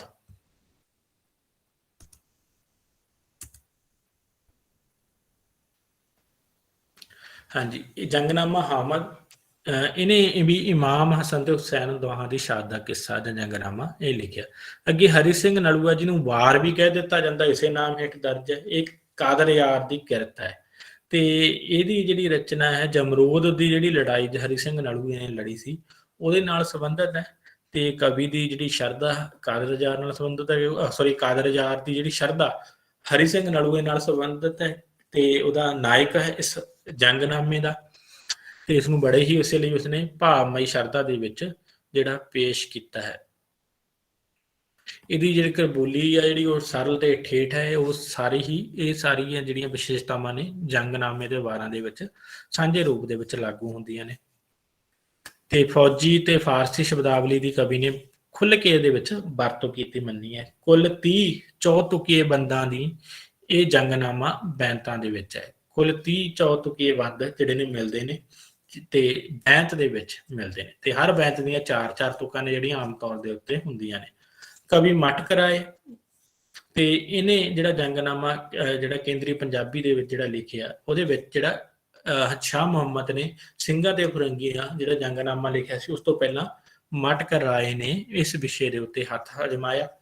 ਇਹਦੇ ਪਹਿਲੇ ਦੋ ਬੰਦਾਂ ਤੋਂ ਬਿਨਾਂ ਕੇਵਲ 35 ਬੰਦ ਹੀ ਉਪਲਬਧ ਨੇ। ਪਹਿਲੇ ਦੋ ਬੰਦ ਇਹਦੇ ਇਸ ਜੰਗਨਾਮੇ ਦੇ ਨਹੀਂ ਮਿਲਦੇ, ਤੇ ਉਸ ਤੋਂ ਬਿਨਾਂ 35 ਬੰਦ ਹੀ ਮਿਲਦੇ ਨੇ। ਤੇ ਇਹ ਜੰਗਨਾਮਾ ਅਧੂਰੇ ਰੂਪ 'ਚ ਮਿਲਦਾ ਹੈ। 4-4 ਡਿਊਡਾਂ ਦਾ ਪ੍ਰਯੋਗ ਕੀਤਾ ਇਹਦੇ ਵਿੱਚ। ਡਿਊਡਾਂ ਦੇ ਵਿੱਚ ਜਿਹੜਾ ਇਸ ਕਵੀ ਨੇ ਆਪਣਾ ਜੰਗਨਾਮਾ ਲਿਖਿਆ ਮਟਕ ਰਾਏ ਨੇ। ਸ਼ਾਹ ਮੁਹੰਮਦ ਵਾਂਗ ਹੀ ਮਟਕਰਾਏ ਮੁਦਕੀ, ਫੇਰੂ ਸ਼ਹਿਰ, ਅਲੀਵਾਲ, ਸਭਰਾਵਾਂ ਆਦਿ ਜੰਗਾਂ ਦਾ ਚਿਤਰਨ ਕਰਦਾ ਹੈ ਯਥਾਰਥਮਈ ਤੇ ਕਰੁਣਾਮਈ ਢੰਗ ਨਾਲ। ਤੇ ਤੇਜਾ ਸਿੰਘ ਤੇ ਲਾਲ ਸਿੰਘ ਨੂੰ ਇਹਨੇ ਦੋਸ਼ੀ ਧਿਰ ਵਜੋਂ ਮੰਨਿਆ ਇਹਦੇ ਵਿੱਚ, ਤੇ ਫਿਰ ਟਲਾਂਤਾਂ ਵੀ ਪਾਈਆਂ ਨੇ। ਇਹ ਉਦਾਹਰਨ ਤੁਸੀਂ ਇੱਥੇ ਇੱਕ ਉਹਦੀ ਜੰਗਨਾਮੇ ਦਾ ਨਮੂਨਾ ਦੇਖ ਸਕਦੇ ਹੋ। ਤੇ ਮਟਕ ਵੀ ਸ਼ਾਹ ਮੁਹੰਮਦ ਵਾਂਗ ਅੰਗਰੇਜ਼ ਸਾਮਰਾਜਾਂ ਦੀਆਂ ਚਾਲਾਂ ਨੂੰ ਉਹਦੇ ਵਿੱਚ ਬਿਆਨ ਕਰਦਾ ਹੈ। ਅੰਗਰੇਜ਼ਾਂ ਉੱਪਰ ਕਬਜ਼ਾ ਕਰਕੇ ਇੱਥੋਂ ਦੇ ਵਸਨੀਕਾਂ ਦੀ ਲੁੱਟ ਖੁੱਟ ਕਰਨੀ ਉਹ ਉਹਦੇ ਆਪਣੇ ਇਸ ਜੰਗਨਾਮੇ ਵਿੱਚ ਪੇਸ਼ ਕੀਤਾ ਹੈ। ਮਟਕ ਸ਼ਾਹ ਮੁਹੰਮਦ ਵਾਂਗ ਇਸ ਜੰਗ ਦਾ ਪਿਛੋਕੜ ਨਹੀਂ ਦਿੰਦਾ, ਤੇ ਸ਼ੁਰੂ ਵਿੱਚ ਹੀ ਜੰਗ ਦਾ ਹਾਲ ਲਿਖਣ ਲੱਗ ਪੈਂਦਾ ਹੈ। ਇਹ ਤੋਂ ਸਾਨੂੰ ਅੰਦਾਜ਼ਾ ਲੱਗ ਹੀ ਜਾਂਦਾ, ਕਿਉਂਕਿ ਅਧੂਰੇ ਰੂਪ ਦੇ ਵਿੱਚ ਮਿਲੀ ਹੈ ਮਟਕ ਦੇ ਜੰਗਨਾਮੇ ਦੀ ਜਿਹੜੀ ਕਿਰਤ ਰਚਨਾ ਮਿਲੀ ਹੈ, ਤਾਂ ਉਹਦਾ ਜਿਹੜਾ ਸਹੀ ਜਾਇਜ਼ਾ ਜਾਂ ਸਰਵੇਖਣ ਕਰਨਾ ਆਪਣੇ ਆਪ ਦੇ ਵਿੱਚ ਚੁਣੌਤੀ ਹੈ, ਕਿਉਂਕਿ ਉਹ ਪੂਰਾ ਹੀ ਨਹੀਂ ਮਿਲਦਾ। ਸਭ ਤੋਂ ਵੱਧ ਪ੍ਰਸਿੱਧ ਜਿਹੜਾ ਜੰਗਨਾਮਾ ਹੋਇਆ ਉਹ ਸ਼ਾਹ ਮੁਹੰਮਦ ਦਾ ਹੋਇਆ, ਤੇ ਇਹਨੂੰ ਬਡਾਲਾ ਬਰਾਮ ਜ਼ਿਲ੍ਹਾ ਅੰਮ੍ਰਿਤਸਰ ਦਾ ਜੰਪਲ ਮੰਨਿਆ ਜਾਂਦਾ ਹੈ, ਤੇ 1780-68 ਈਸਵੀ ਦੇ ਵਿੱਚ ਇਹਦਾ ਜੀਵਨ ਕਾਲ ਨਿਸ਼ਚਿਤ ਕੀਤਾ ਹੈ। ਤੇ ਇਹ ਵੀ ਮਤਭੇਦ ਨੇ, ਕਿਉਂਕਿ ਕੋਈ ਠੀਕ ਜਾਣਕਾਰੀ ਨਹੀਂ ਮਿਲਦੀ ਇਸ ਸ਼ਾਹ ਮੁਹੰਮਦ ਦੇ ਬਾਰੇ, ਨਾ ਸ਼ਾਹ ਮੁਹੰਮਦ ਦੇ ਜੰਗਨਾਮੇ ਦੇ ਬਾਰੇ। ਹਾਲਾਂਕਿ ਮਿਲ ਜਾਂਦਾ ਕਿਉਂਕਿ ਪਹਿਲੀ ਜੰਗ ਤੋਂ ਬਾਅਦ ਲਿਖਿਆ ਗਿਆ ਜੰਗਨਾਮਾ, ਤੇ ਪਰ ਸਹੀ ਪ੍ਰਮਾਣਿਕ ਤਿਥੀ ਨਹੀਂ ਮਿਲਦੀ। ਤਾਂ ਸੁਰਿੰਦਰ ਕੋਹਲੀ, ਹਰਚਰਨ ਸਿੰਘ, ਸੰਤ ਸਿੰਘ ਸੇਖੋਂ ਦਾ ਇਸ ਸੰਬੰਧੀ ਵਾਦ ਵਿਵਾਦ ਚੱਲਦਾ ਰਿਹਾ ਹੈ ਕਿ ਇਹ ਬਟਾਲਾ ਹੈ ਕਿ ਬਡਾਲਾ ਹੈ ਕਿ ਬਟਾਲਾ ਹੈ। ਇਹ ਵੱਖੋ ਵੱਖਰੇ ਨਗਰ ਨੇ। ਕੁਰੈਸ਼ੀ ਮੁਸਲਮਾਨ ਜਾਤ ਪੱਖੋਂ ਮੰਨਿਆ ਜਾਂਦਾ ਹੈ ਤੇ ਇਹਦੇ ਦੋ ਪੁੱਤਰ ਨੇ, ਜਿਹੜਾ ਦਾ ਵੇਰਵਾ ਇੱਥੇ ਦਿੱਤਾ ਜ਼ਿਆਦਾ ਇੰਪੋਰਟੈਂਟ ਨਹੀਂ ਹਨ। ਤੇ ਰਚਨਾਵਾਂ ਦੇ ਵਿੱਚੋਂ ਜੰਗ ਸਿੰਘਾਂ ਤੇ ਅੰਗਰੇਜ਼ਾਂ ਸੱਸੀ ਪੁੰਨੂ ਇੱਕ ਰਚਨਾ ਮੰਨੀ ਜਾਂਦੀ ਹੈ। ਤੇ ਸੱਸੀ ਪੁੰਨੂ ਦੇ ਕੁਝ ਕੀ ਬੰਦ ਮਿਲਦੇ ਨੇ, ਪੂਰੀ ਨਹੀਂ ਮਿਲਦੀ, ਇਸ ਕਰਕੇ ਇਹ ਪ੍ਰਮਾਣਿਕ ਵੀ ਨਹੀਂ ਹੈ ਤੇ ਵੈਸੇ ਵੀ ਇਹ ਬਹੁਤੀ ਪ੍ਰਸਿੱਧ ਰਚਨਾ ਨਹੀਂ ਹੈ। ਤੇ ਜੰਗਨਾਮਾ ਸਿੰਘਾਂ ਤੇ ਫਰੰਗੀਆਂ ਹੀ ਉਸਦੀ ਹੈ ਜਿਹੜੀ ਸਭ ਤੋਂ ਵਧੇਰੇ ਪ੍ਰਸਿੱਧ ਜਾਂ ਜਿਹਦੇ ਨਾਲ ਹੀ ਜਾਣਿਆ ਜਾਂਦਾ ਹੈ। ਛੰਦ ਵਿਧਾਨ ਦੀ ਗੱਲ ਕਰੀਏ ਤਾਂ ਸ਼ਾਹ ਮੁਹੰਮਦ ਦੇ 105 ਬੈਂਤ ਇਸ ਜੰਗਨਾਮੇ ਦੇ ਵਿੱਚ ਮਿਲਦੇ ਨੇ। ਇਸ ਜੰਗ ਨੂੰ ਪੂਰਾ ਕਰਨ ਦੇ ਲਈ 105 ਬੈਂਤਾਂ ਦੀ ਵਰਤੋਂ ਕੀਤੀ ਹੈ। ਬੈਂਤ 40 4 ਪੰਕਤੀਆਂ ਵਾਲਾ ਉਹ 40 ਮਾਤਰਾਵਾਂ ਵਾਲਾ ਜਿਹੜਾ ਸਾਨੂੰ ਬੈਂਤ ਛੰਦ ਮਿਲਦਾ ਹੈ ਜੀ। ਤੇ ਇਹ ਉਦਾਹਰਨ ਤੁਸੀਂ ਇੱਥੇ ਦੇਖ ਸਕਦੇ ਹੋ, ਸ਼ਾਹ ਮੁਹੰਮਦ ਦੇ 20 ਮਾਤਰਾਵਾਂ। ਇਹਨੂੰ ਵੀ ਕਰੜੇ ਰੂਪ ਦੇ ਵਿੱਚ ਉਹਨੇ ਲਾਗੂ ਨਹੀਂ ਕੀਤਾ, ਕਿਤੇ 20-19 ਹੈ, ਕਿਤੇ 20 ਮਾਤਰਾਵਾਂ ਵਰਤੀਆਂ ਨੇ। ਠੇਠ ਸਰਲ ਤੇ ਕੇਂਦਰੀ ਪੰਜਾਬੀ ਦੇ ਵਿੱਚ ਜਿਹੜੀ ਉਹਨੇ ਅਸੀਂ ਕਿਉਂਕਿ ਸਾਰੇ ਹੀ ਪੜ੍ਹਦੇ ਆ ਰਹੇ ਹਾਂ 10ਵੀਂ ਕਲਾਸ ਦੇ ਵਿੱਚੋਂ ਹੀ ਕੁਝ ਬਣਦੇ ਇਸ ਤੇ ਇਹਦੇ ਬਾਰੇ ਸਾਨੂੰ ਸਪਸ਼ਟ ਹੀ ਹੈ। ਤੇ ਪਹਿਲਾ ਜਿਹੜਾ ਜੰਗਨਾਮਾਕਾਰ ਹੈ ਜਾਂ ਕਵੀ ਹੈ ਜਿਹਦੇ ਵਿੱਚ ਅੰਗਰੇਜ਼ੀ ਦੇ ਤਦਭਵ ਤੇ ਤਤਸਮ ਦੋਨੋਂ ਤਰ੍ਹਾਂ ਦੇ ਸ਼ਬਦ ਆਏ ਨੇ।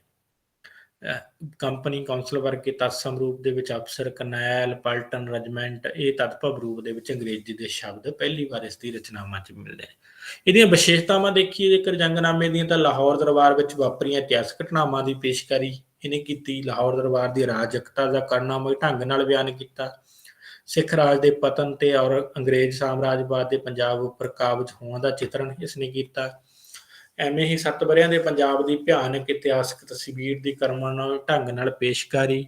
ਰਣਜੀਤ ਸਿੰਘ ਦੀ ਮੌਤ ਤੋਂ ਬਾਅਦ ਸਭਰਾਵਾਂ ਦੀ ਪ੍ਰਸਿੱਧ ਜੰਗ ਦਾ ਚਿਤਰਨ। ਅੰਗਰੇਜ਼ ਸਾਮਰਾਜ ਦੇ ਲਾਹੌਰ ਦਰਬਾਰ ਤੇ ਕਬਜ਼ੇ ਦੀ ਗੱਲ।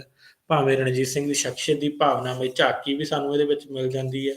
ਲਾਹੌਰ ਦਰਬਾਰ ਦੀਆਂ ਸਾਜ਼ਿਸ਼ਾਂ ਤੇ ਕਾਤਲਾਂ ਵਿੱਚ ਅੰਗਰੇਜ਼ ਸਾਮਰਾਜ ਦੀ ਭੂਮਿਕਾ। ਧੜੇ ਜਿਹੜੇ ਵੰਡੇ ਗਏ ਹਰੀ ਸਿੰਘ ਨਲੂਏ, ਸੰਦਾਬਲੀਏ ਸਰਦਾਰ, ਅਟਾਰੀ ਵਾਲੀਏ, ਮਜੀਠੀਏ ਸਰਦਾਰਾਂ ਦਾ ਜ਼ਿਕਰ ਆਉਂਦਾ ਹੈ। ਦੂਸਰਾ ਜਿਹੜਾ ਡੋਗਰੇ ਸਰਦਾਰ ਨੇ ਜਿਹੜੇ, ਉਹਨਾਂ ਦੇ ਵਿੱਚ ਧਿਆਨ ਸਿੰਘ, ਰਾਜਾ ਗੁਲਾਬ ਸਿੰਘ, ਸੁਚੇਤ ਸਿੰਘ ਦਾ ਨਾਮ ਸਾਨੂੰ ਮਿਲ ਜਾਂਦਾ ਹੈ। ਤਾਂ ਅੰਗਰੇਜ਼ਾਂ ਤੇ ਸਿੰਘਾਂ ਦੀ ਪਹਿਲੀ ਲੜਾਈ ਤੋਂ ਤੁਰੰਤ ਬਾਅਦ ਪੰਜਾਬ ਦੇ ਲੋਕਾਂ ਦੀ ਮਾਨਸਿਕ ਅਵਸਥਾ ਦਾ ਜਿਹੜਾ ਸਹੀ ਤਸਵੀਰ ਇਹਦੇ ਵਿੱਚ ਧਰਮ ਨਿਰਪੱਖਤਾ ਤੇ ਸਾਂਝ ਦੇ ਖਤਮ ਹੋਣ ਦਾ ਦੁੱਖ ਆਦਿ ਇਹ ਸਾਰਾ ਕੁਝ ਸਾਨੂੰ ਇਸ ਦੇ ਜੰਗਨਾਮੇ ਦੇ ਵਿੱਚ ਮਿਲ ਜਾਂਦਾ ਹੈ ਜੀ। ਹਾਂਜੀ ਸਾਥੀਓ, ਇਹ ਸੀ ਪੰਜਾਬੀ ਵਾਰ ਕਾਵਿ ਦੇ ਬਾਰੇ ਕੁਝ ਤੁਹਾਡੇ ਨਾਲ ਨੁਕਤੇ ਜਿਹੜੇ ਸਾਂਝੇ ਕੀਤੇ ਗਏ ਨੇ।